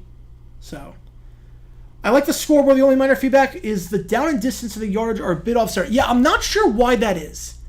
So, for whatever reason, it doesn't let me center it. I don't know why. It doesn't let me center it with each other. Because I did notice that. But look, that's as far, like, I do that it doesn't let me go any, like, millimeters and whatnot. I don't know why. I have to figure out a way around that. A favorite NFC team? Not really. I guess the Giants, just because I grew up in New York, but not really. The lights are out in the stadium, just as I said there was no overtime. All right, so we will have a bit of a delay. Okay. That is shades of Steelers Niners Monday Night Football. Okay, so we have a power outage. Hopefully it resumes soon. We have had certain instances of the Hall of Fame game getting canceled after a few quarters. We saw it happen with Steelers versus College All-Stars due to weather. Can't say I've seen it happen due to a power outage. Too much self-reflecting. Yeah, there's nothing, unfortunately, I can do about that. That's my monitor and the TV screen. There's nothing I can do about that, unfortunately. I wish there was, but... All right, we have It's a Name with $5. Thank you so much for that. Let me get your name in there. It's a Name. And then let me see. It looks like a trivia question you got for me. All right, I like a good trivia question. Let's see. It's a Name. Yeah, It's a Name. And also, least favorite NFC team. Least favorite, I guess... I guess the Cowboys, I guess. I don't really know. No Hall of Fame game team has ever won the coming season Super Bowl. Name the 3 participants that lost the Super Bowl. Ooh, that's interesting. That's an interesting question.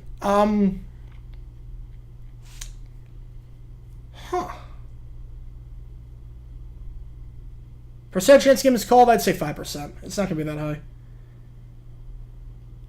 USF, I don't think I'm going to do that very well. I would guess... Man, that's a good question. Name the 3 that lost the Super Bowl. I would say... I don't know the answer to this one. I'm going to guess Cowboys. I'm going to guess Steelers. And I'm going to guess... Yeah, I don't know. I'll go Cowboys, Steelers, Broncos. I'm not confident on that whatsoever. I'll go Cowboys, Steelers, Broncos. I'm not confident on that. That's a good question. Do you think My Cousin Vinny was an accurate representation of how the legal process works in Alabama? Lionel Hutz is the real accurate representation. All right, lights are still off. I plan on this game being done by 11:15. It's not going to happen, it looks like. Oh, boy. So last year the game got delayed because of lightning. 2016 it got canceled. 2020 there was no game because of COVID. 2011 there was no game because of the lockout. Okay. It's funny, now you can do the interviews. Now I don't care. Now you can do all the interviews you want. Now I've got no problem if you do the interviews. 88 Cincy, 94 Chargers, 01 Rams. That's a good question. We have a $5 from Michael Hodel. Thank you so much. The donations keep piling in. Thank you so much for that, guys. Really means a lot to me. Your donations want to help keep this thing going and help make this possible. Thank you so much for that. I wonder if Bobby Jones in attendance, as he played for both teams in our hometown of Brookfield, Ohio, is literally an hour from Canton. Yeah. I'm not sure. I'm not sure. Best NFL team before the advent of the Super Bowl. Best NFL team before the advent of the Super Bowl, I would say... that's tough. Probably 29 Bears were undefeated, so I'd say 29 Bears. The 50 Browns were pretty good too. I blame Caillou or Mike Goldberg for the blackout. It's past Caillou's bedtime, so it's not his fault. It's definitely not on Caillou. Worst Super Bowl other than 5. 24. 24 was terrible. There was nothing good about that. Is this production worse than local preseason broadcasts? Oh, no. Trust me, local preseason broadcasts are a whole different breed. Because there's two types. There's the let's hire NFL announcers and give them reps. And those are good. Like the Jets, they do a good job. The Rams do a good job. Then there's the let's hire nothing but homers and let's hire random people to do play-by-play that don't do broadcasting outside of this. And that's where you get broadcasts like the Jaguars and the Cowboys, and those are terrible. I think Michael Penix Jr. will do this year. I really like him, so I think it's going to do pretty well. Blame his son Jenny. I have Jenny's number. If you guys want to phone in to Jenny, let her know about the blackout and whatnot. 8675309. I'm sorry if I doxed her number there, but if you do want to phone Jenny, that is her number. Most overrated Super Bowl. All right, 42 quality-wise was not great for the first 3 quarters. Most overrated, though, honestly, people have 13 in very high regards, but really that game was kind of over with like 7 minutes left, and the Cowboys just made it close. I thought 14 was better than 13. I think 13 was a bit overrated. Do teams still print souvenir programs or print media guides? They do. They do print those. I have gotten souvenir like game programs and whatnot. Hot take: Buccaneers will take Michael Penix Jr. next year, first or second round. They'll probably take a QB first round. Kyle Trask isn't the guy. They'll take a QB. It's Ian Baker is the guy. Means Kyle Trask isn't, and you got to take a QB. So hopefully this blackout ends soon. I mean, at this point, just go running clock. What's the area code though?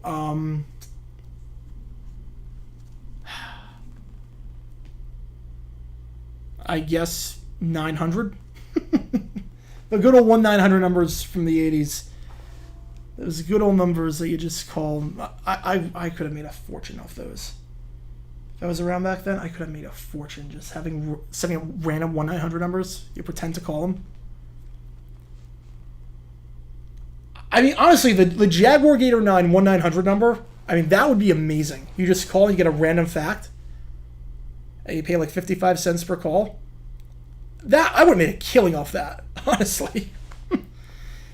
Yamina is a Rams preseason analyst. Yeah, she does a good job, too. She does a good job.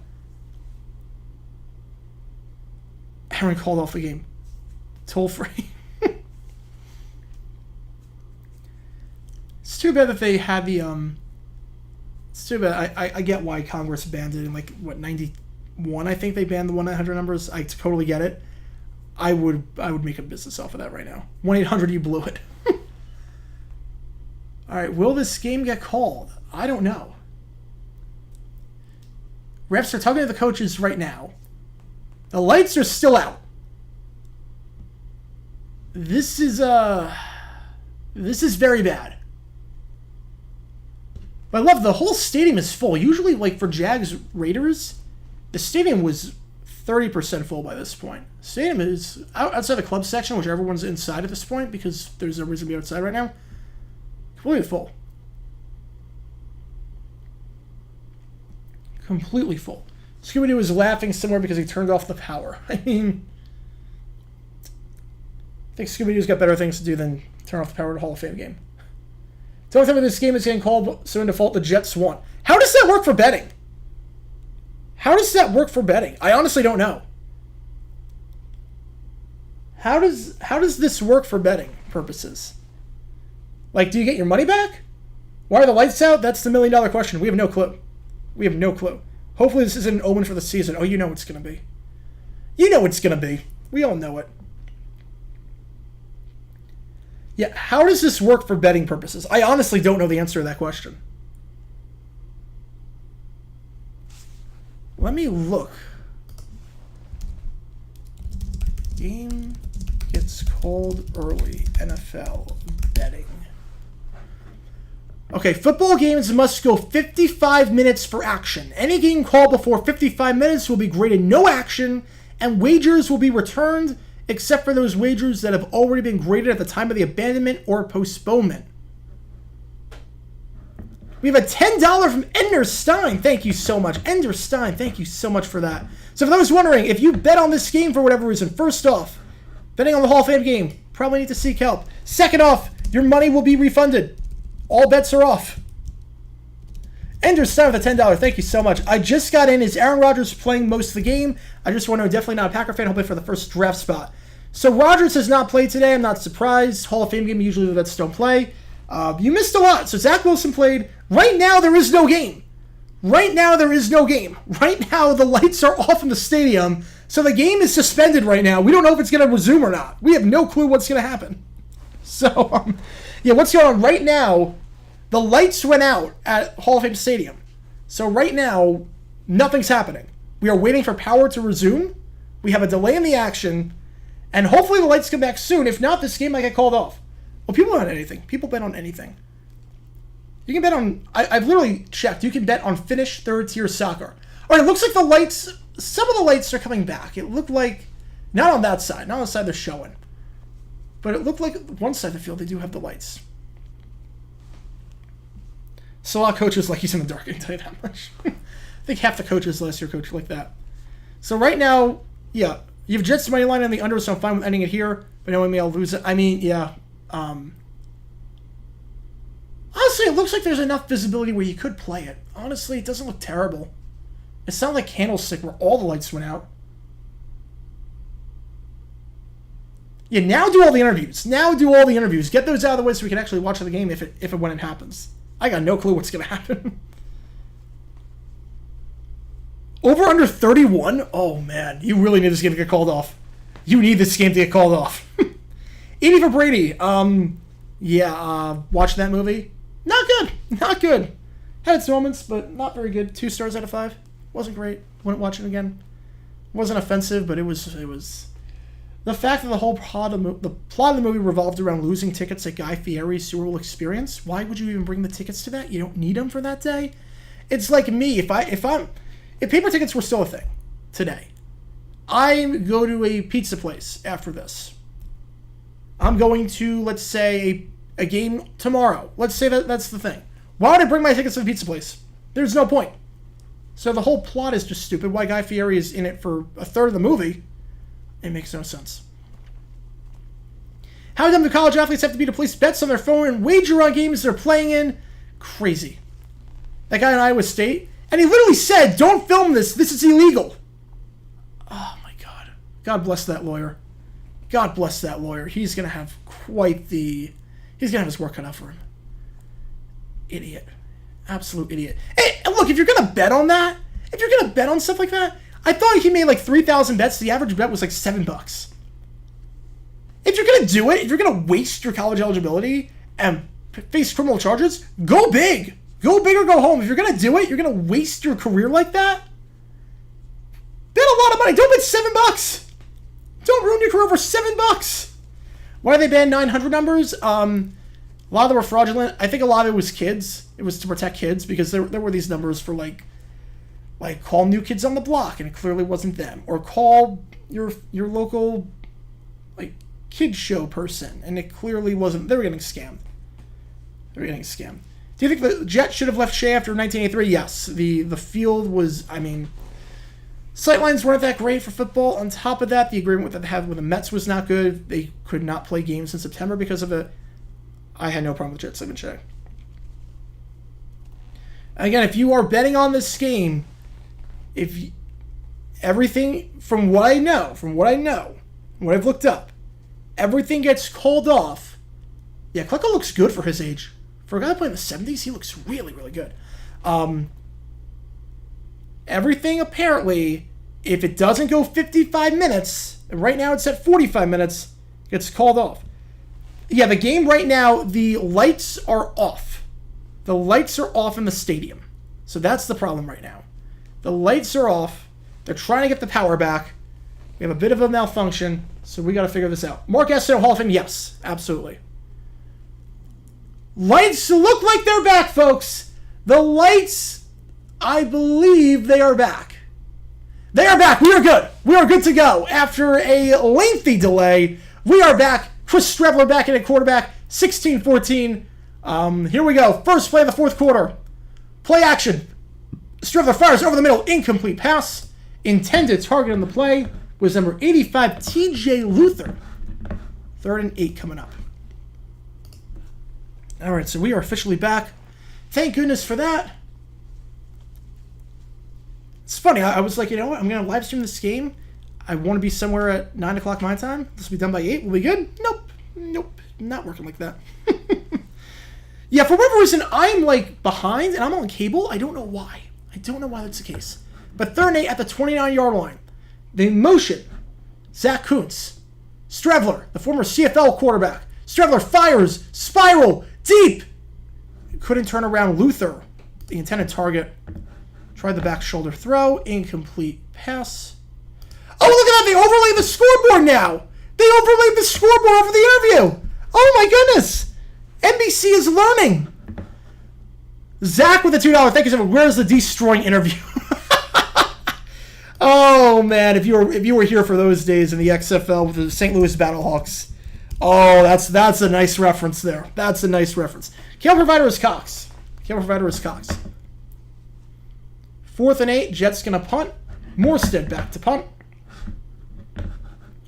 The QB for the Jets was Chris Streveler, former CFL quarterback. Punt his field at the 21-yard line, and he will get nothing there. Feldman goes down at the 21. Nice tackle there on the play by Malik Taylor. Had a pretty good game. Taylor making the tackle on special teams. Had a 56-yard catch earlier. First down for the Browns at their own 21-yard line, I believe.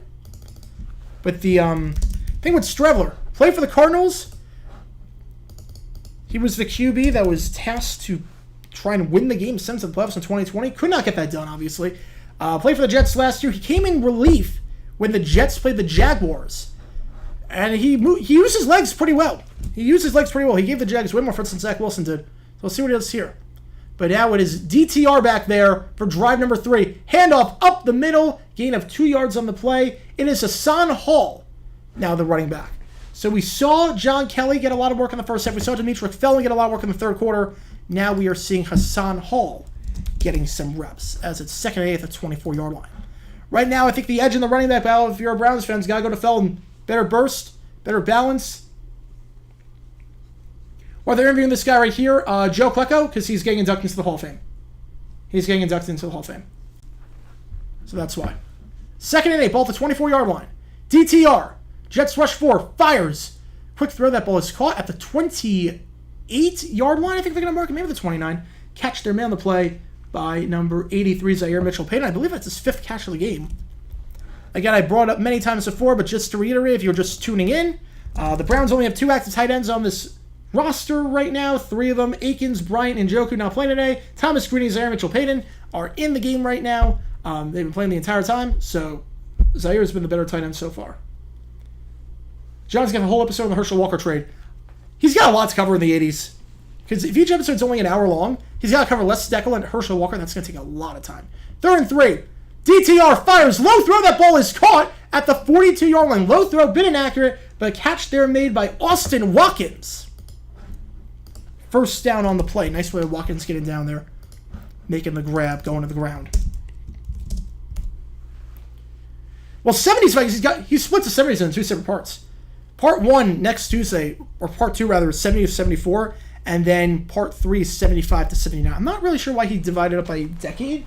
I feel like the better thing would have been Part 3 is 75 to 83, and then you really get into Les Steckel in 84. 1st and 10, pitch play goes to Hassan Hall. Hall trying to get back to the line of scrimmage, and he might have. Either way, not a whole lot there. Tackle there on the play there made for the Jets by number 43 Johnson. That's Caleb Johnson, the undrafted rookie outside linebacker.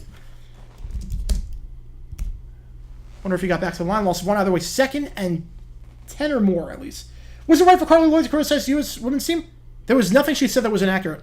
There was nothing that she said that was wrong. There was nothing that she said that was wrong. Anyone criticizing her for telling the truth, I mean, there was nothing that she said that was wrong. You play like that and then you celebrate like that, you show cockiness like that, and you say you have the goal to say you're unlucky. Handoff goes to Hall. Gain of 12, good for a first down. The Browns are into Jet territory. Alex Morgan has a goal to say that they were unlucky. No, you're not unlucky. Portugal was unlucky. They hit the post. They hit the post.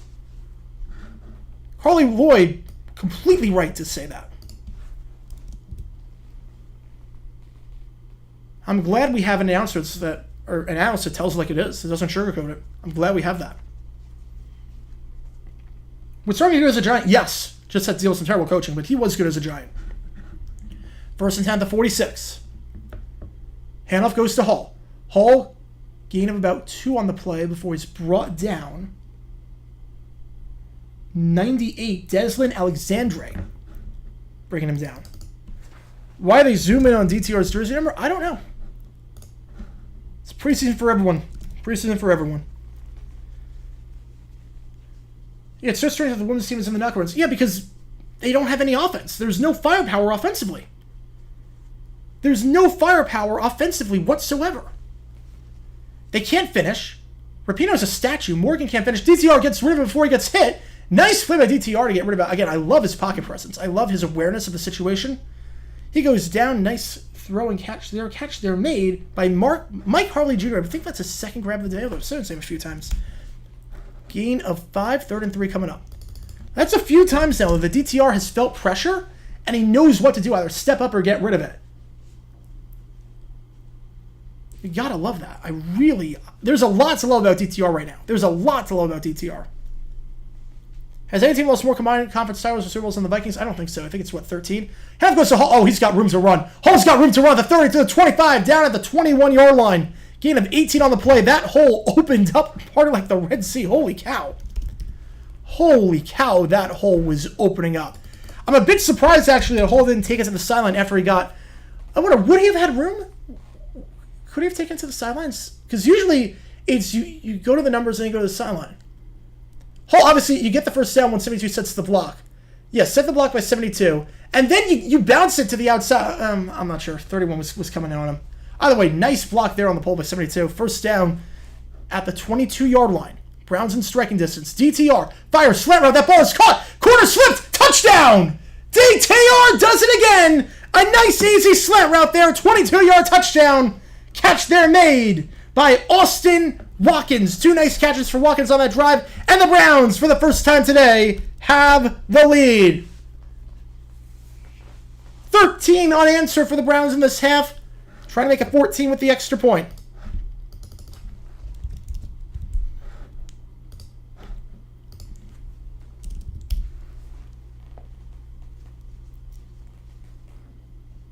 I watched your video on Seahawks Saints where the camera zoomed in on Holmgren's play sheet. That's not right to me. Yeah, it was a massive mistake. It was a massive mistake on NBC's end. They got a lot of flack for that, and rightfully so.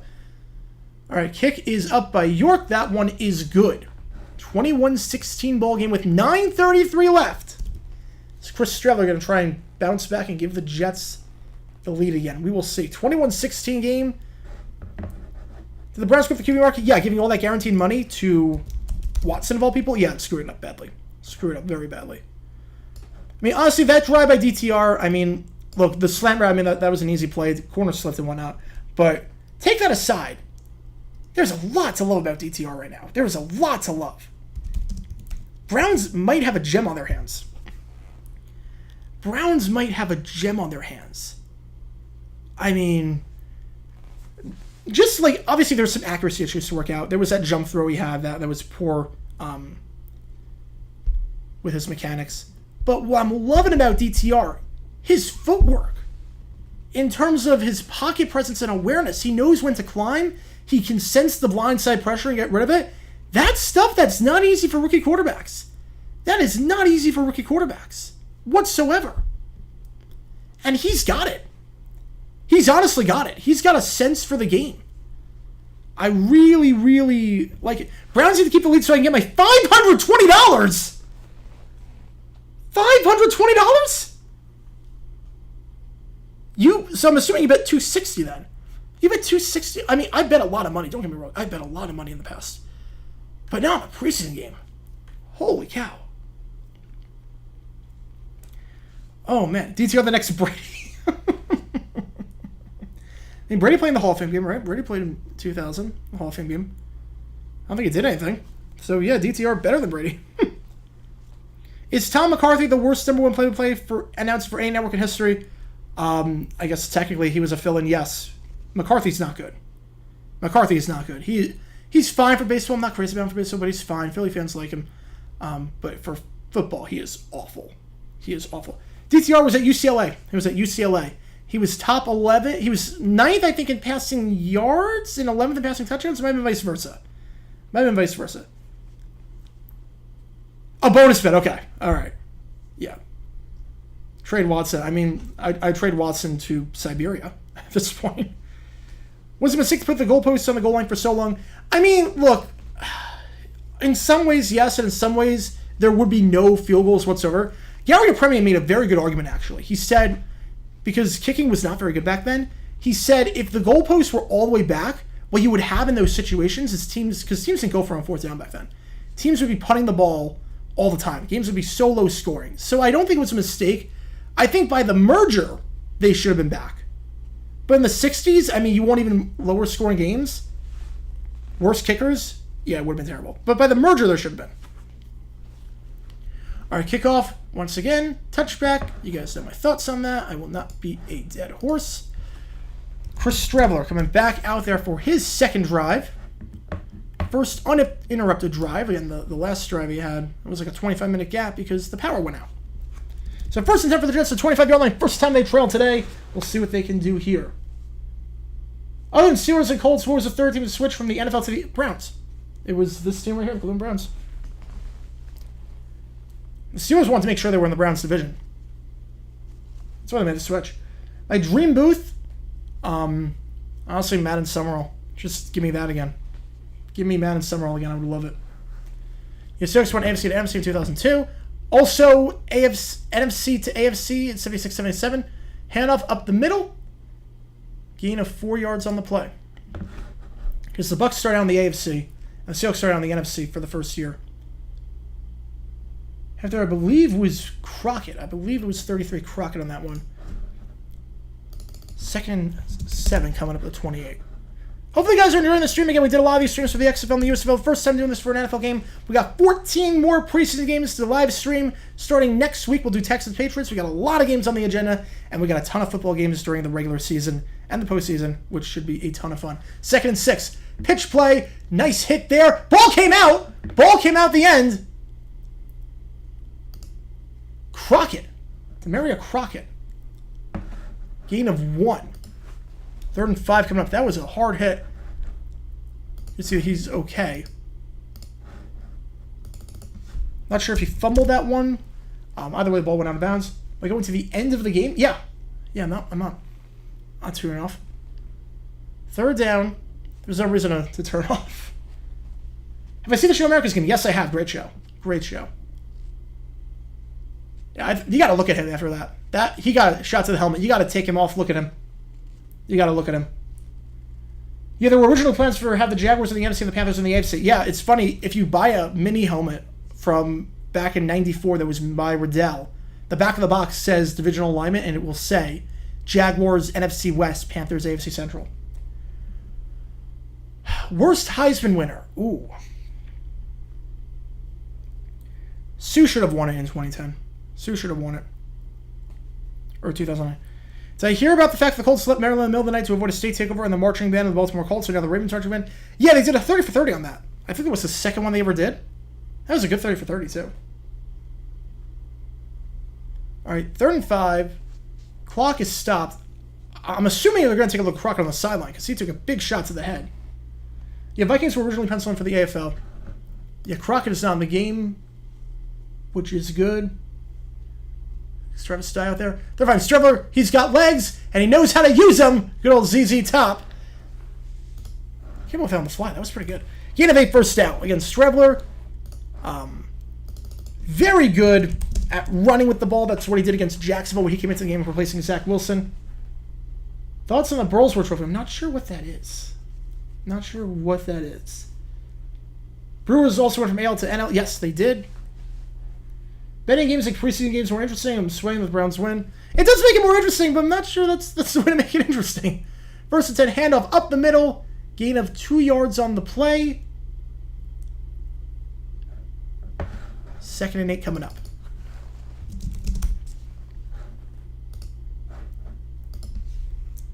Do I have that NFC Jags helmet? I'm not sure if I still have the box. Let me check if I have. Let me check. I don't think I still have the box. I don't think I still have the box. No, I think I threw the box. But I've got pictures of it. I do have the lawsuit logo helmet, though. I do have the lawsuit. Tony Baselli, I got it autographed at the Hall of Fame last year. He autographed the helmet that the Jags got sued for because it looked too much like the Jaguar car company. So I have that one. 2nd and 7. Ball at the 40-yard line. Handoff. Trying to bounce it outside. Breaks a tackle. Gets back to the line of scrimmage, though. It is Travis Dye. 3rd and 7 coming up.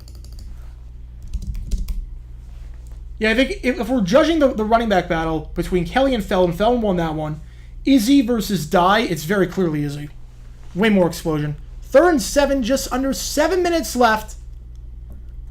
All right, now they're going to say 3rd and 8. It was 2nd and 7-4, now it's 3rd and 8.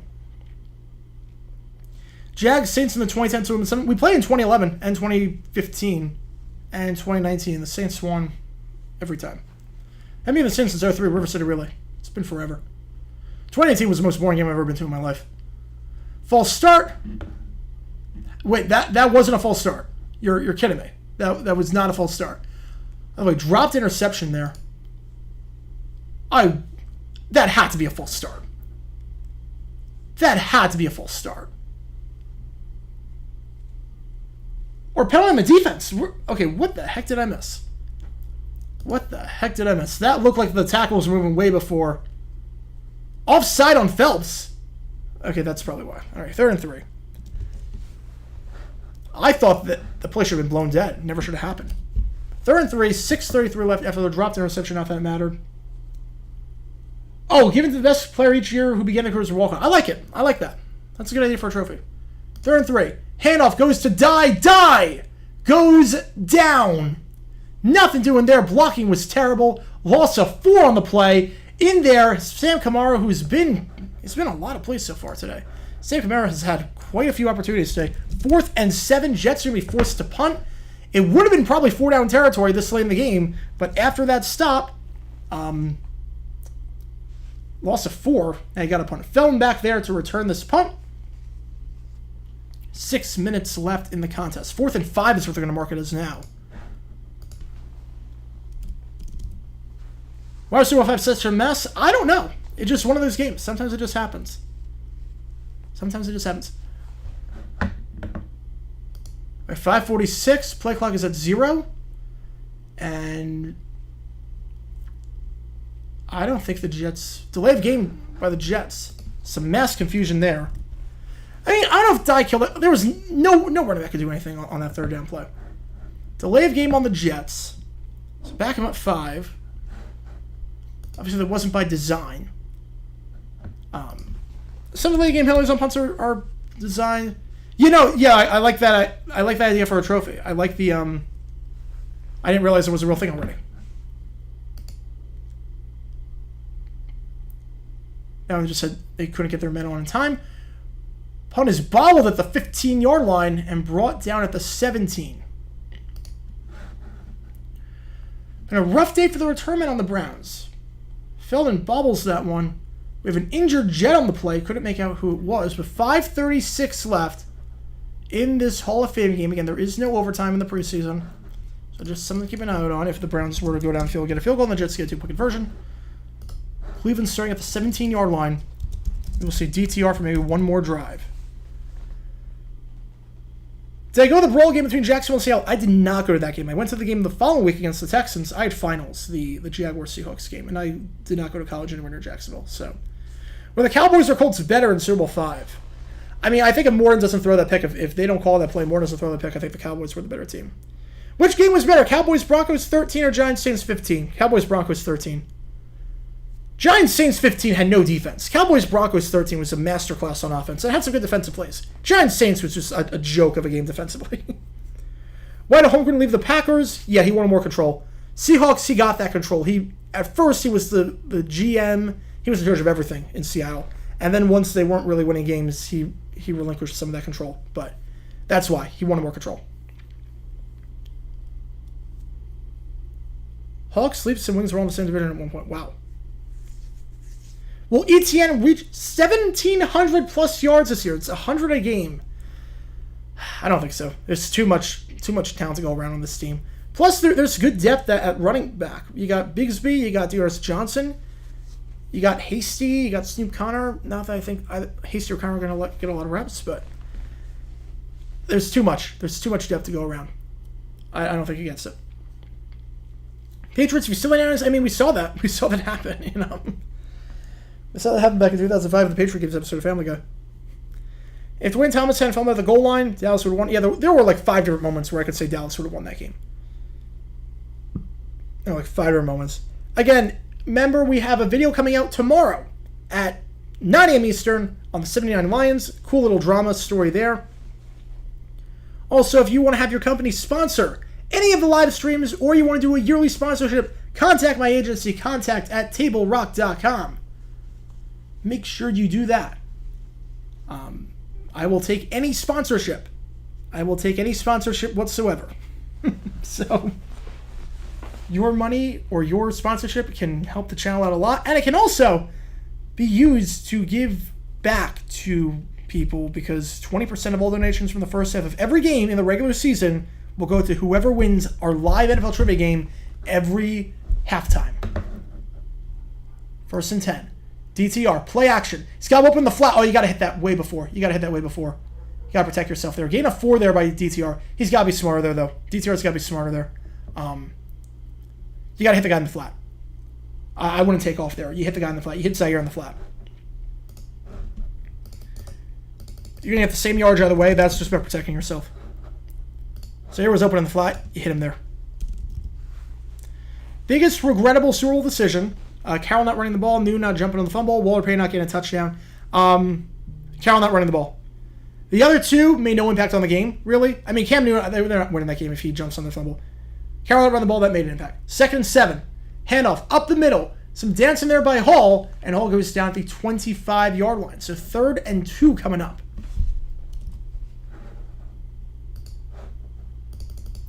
Have I tried the new Papa John's garlic stuffed crust? I'm not really a garlic person. So I haven't. I do like Papa John's, though. I really do like Papa John's. It's the one chain pizza that I think, is legitimately good. The one chain pizza that is legitimately good. Gannon, that will go one and done as head coach. I don't think so. I don't think they would do 2 one and done head coaches in that short of a time frame. 3rd and 2. Ball at the 25-yard line. DTR, there's 3 wide. Handoff. Up the middle. Gets the first down. Needed 2. He got 4. Run there by Nate McCrary. His first carry of the game. Good enough for a first down at the 29-yard line. Under 4 minutes left to go in this one. The Browns 4 minutes away from winning in front of their home fans in Canton, Ohio, and winning the Hall of Fame game after being down 16-7 at the half. My camera is shaking. Yeah, I've noticed it. I don't know why. It's perfectly still. I don't know why it's shaking. I think now it's fixed, though. I don't know why it was shaky. What if Urban Meyer coached Caillou? I mean, do you see the story that came out about Urban today? See that story with Andrew Wingard? Where Wingard had to apologize to Urban because Wingard called Urban in a players-only meeting a rookie head coach, which he was. He had never coached in the NFL before. He was a rookie head coach. And Urban said, apologize to me right now, you're getting cut. I mean, come on. Handoff goes to McCrary, loss of 5 on the play. The clock is stopped. I think the Jets are going to burn a timeout. 3:28 left. Loss of 5. Jets trying to get that ball back. Smart timeout there. They have 2 left. And timeouts are on the right side of the logos, or the left side logo, depending on what team it is. And again, each scoreboard will be different, so Texans-Patriots will be a different gradient. Got the cameraman from NYPD Blue. Who's better, 19 Winston or 22 Dak? Oh, 22 Dak. Hypothetically, if the Titans offer a sponsor you on the condition you get the Titans logo as the background of your live stream and to change your avatar to that logo, would I do it? Have to take a lot of money to do it. A lot of money. Because that's my brand, too. That's my brand. But Titans helmet in the background? Yeah, I do that. I would do that. I have no problem with that. I've got tons of Titans and Armors helmets. Second and 13. DTR escapes the sack.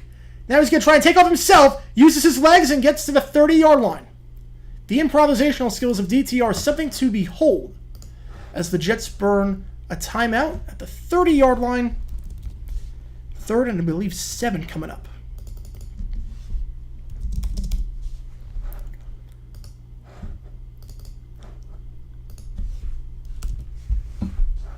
Again, DTR, nice job escaping the sack, realizing where he is on the field, and then just using his legs and taking off. He's got phenomenal awareness. He's got phenomenal awareness. Whether I have Stefanski or Salah. Stefanski, but it's close. It's close. If you're on the cusp of trying to roster spot, you're on the Jets or the Browns. Yeah, you love having this extra game. We have an injured Jet, so that's why the clock is set. The Jets also burn a timeout. The injured Jet, for those wondering, is number 51, Marquise Spencer. He is the guy down right now for the Jets. Spencer, drafted by the Broncos in the 7th round of the 2021 NFL Draft. This is third year in the NFL. He spent last year on the on and off the Jets on the practice squad. Signed Titans jerseys. I do. I have Rob Brazil. I have Ellen Bethea from the Oilers days, and I have Derek Mason. I also have. I will point this out because I got nothing against the Oilers. I got nothing against the Oilers. I have to hang this bad boy up in about a week, but I do have this nice little full-size Elvin Bethea helmet that will be going in my office on the bottom row. I'll post pictures once it is up. I do have that helmet that I just have to hang up, along with a few other jerseys and a few other helmets I'm just waiting on.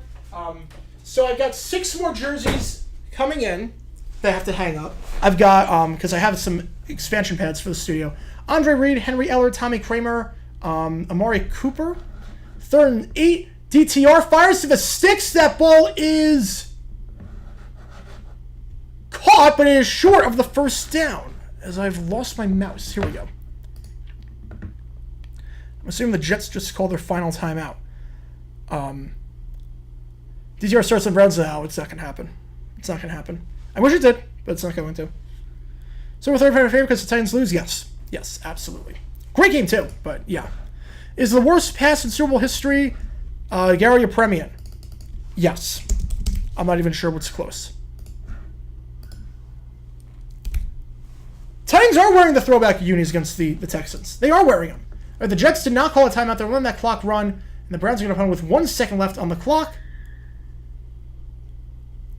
Punt is fielded at the 10-yard line. To the 15, breaks a tackle. He's got some room. To the 20, 25, 30, 35, 40, breaks a tackle, 45, stepped out of bounds and moved to the 47-yard line.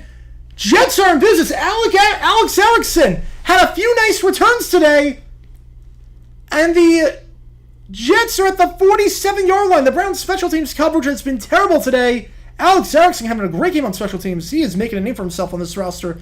The former veteran receiver on the Bengals. So only about 17 yards of net. And the Jets will take over at the 47-yard line. Chris Strebler has some good field position. But yeah, for the biggest rival was Jacksonville before realignment. Until 19, biggest rival before realignment. But yeah, I've got, so in terms of autographed jerseys, Tommy Kramer, Vikings, Amari Cooper, Henry Eller, I've got Andre Reed, I've got Raymond Claiborne with the Patriots, and I've got Ernest Biner Browns coming in. And then helmet-wise, DJ Moore Panthers, Elvin Bethea, Strebler fires sideline. That ball is incomplete, but there's pass interference on the play. PI on the play, and that will move the Jets up just a little bit more. So yeah, Elvin Bethea, autograph helmet, Neil Smith, Chiefs, DJ Moore, Charlie Joyner. Who else do I have coming in? Kenny Easley, throwback Seahawks, and John Hanna, throwback Patriots. Those are the 6. How good was Cooper on the Rose? He was very good.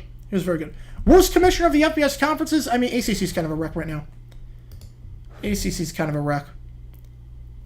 It's Alex Erickson Day. That's a great reference. And we'll see where they mark this. Jets are going to have it at the 40-yard line of Cleveland. Maybe the final play before the 2-minute warning? We'll see. Strevler fires. Out route. Caught. 31-yard line. That will take us to a 2-minute warning. Catch there made on the play by E.J. Jenkins. The Jets are driving.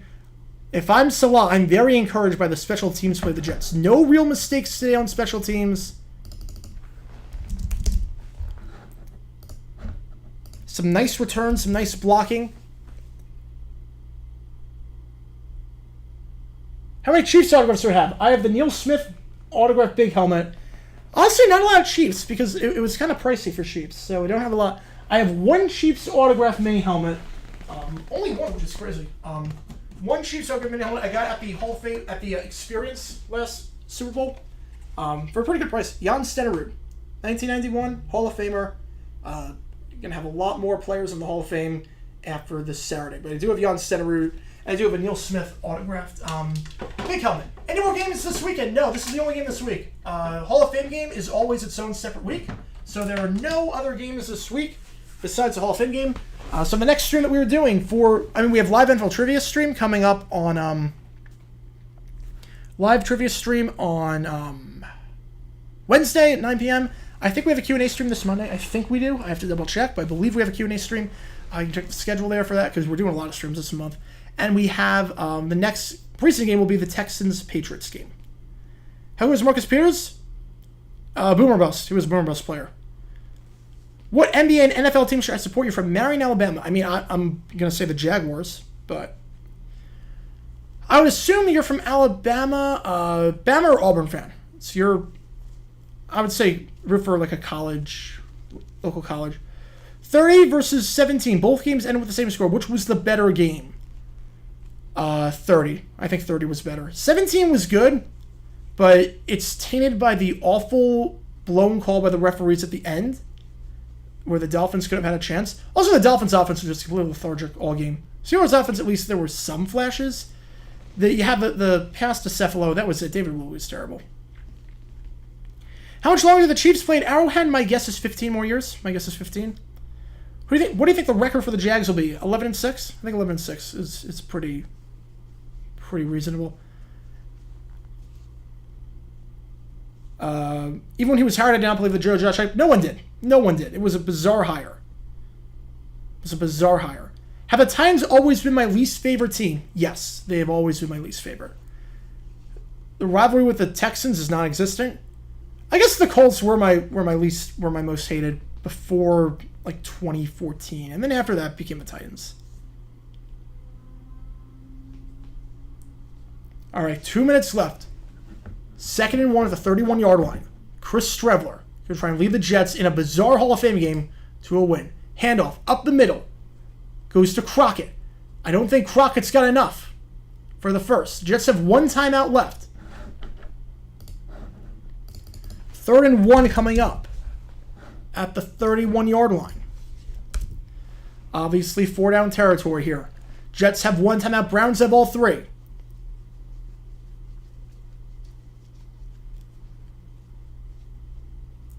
Three wide, one on the near side, two on the far side. 3rd and inches. 4-down territory. Strevler in the shotgun. Strevler hands off to Crockett. Crockett's got the first. Crockett at the 29-yard line.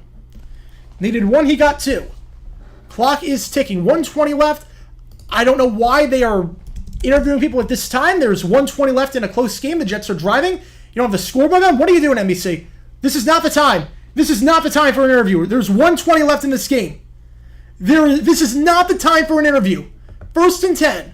102 left. Strevler. They rush 4. Screen pass. Batted down at the line of scrimmage. Incomplete pass. I don't know why he thought he picked that off. That ball clearly hit the ground. Batted down by Lonnie Phelps. Lonnie Phelps with the bat down there. The undrafted rookie from Kansas. Used to play at Miami, Ohio as well. 2nd team All-Big 12 this past season. 2nd and 10. Again, Jets have one timeout left. 58 seconds left. Again, if you ever lose track of the clock, remember there is a running clock on my screen, which is good. Yeah, not the time for an interview. Exactly. This broadcast has been terrible. This broadcast has been a joke in terms of how seriously they're treating this game. Gotta go. 58 seconds left. Oh, man. Thank you for tuning in, UPF Sonic. 58 seconds left, though. We're almost at the end. We're almost at the end. 58 seconds left. Strevler at the 30. 5 wide. Empty backfield. Here we go. Browns rush 4. 2nd and 10. Strevler has a bit of trouble with the snap. Fires. End zone. He's got a man. Incomplete pass. Looking for a flag. Not going to get it. Not going to get it. TJ Luther, the intended target on the play. 3rd and 10 coming up. No flag there. No flag. The contact happened when the ball was not catchable. That's not a flag. That's clean in my book. That's clean. Luther just lost track of it. Luther just lost track of the ball. That's all that happened. Luther lost track of it. Will USA defeat Sweden? No. No. The only chance that USA has of advancing is if they win in PKs. It's a nothing game. 3rd and 10. Play clock at 0. Play clock's at 0. Play clock's at 0. They did not get it off. They did not get it off. Did the Jets get a timeout in before that? Let's see. They did not. And for the second time today, the Jets get called for delay of game. All right, Santel hit 0-0. Perfect. Yeah, because I'm hopping off as soon as it's at 0-0. I'm hopping off. 3rd and 15. This game's already gone way later than I thought it would.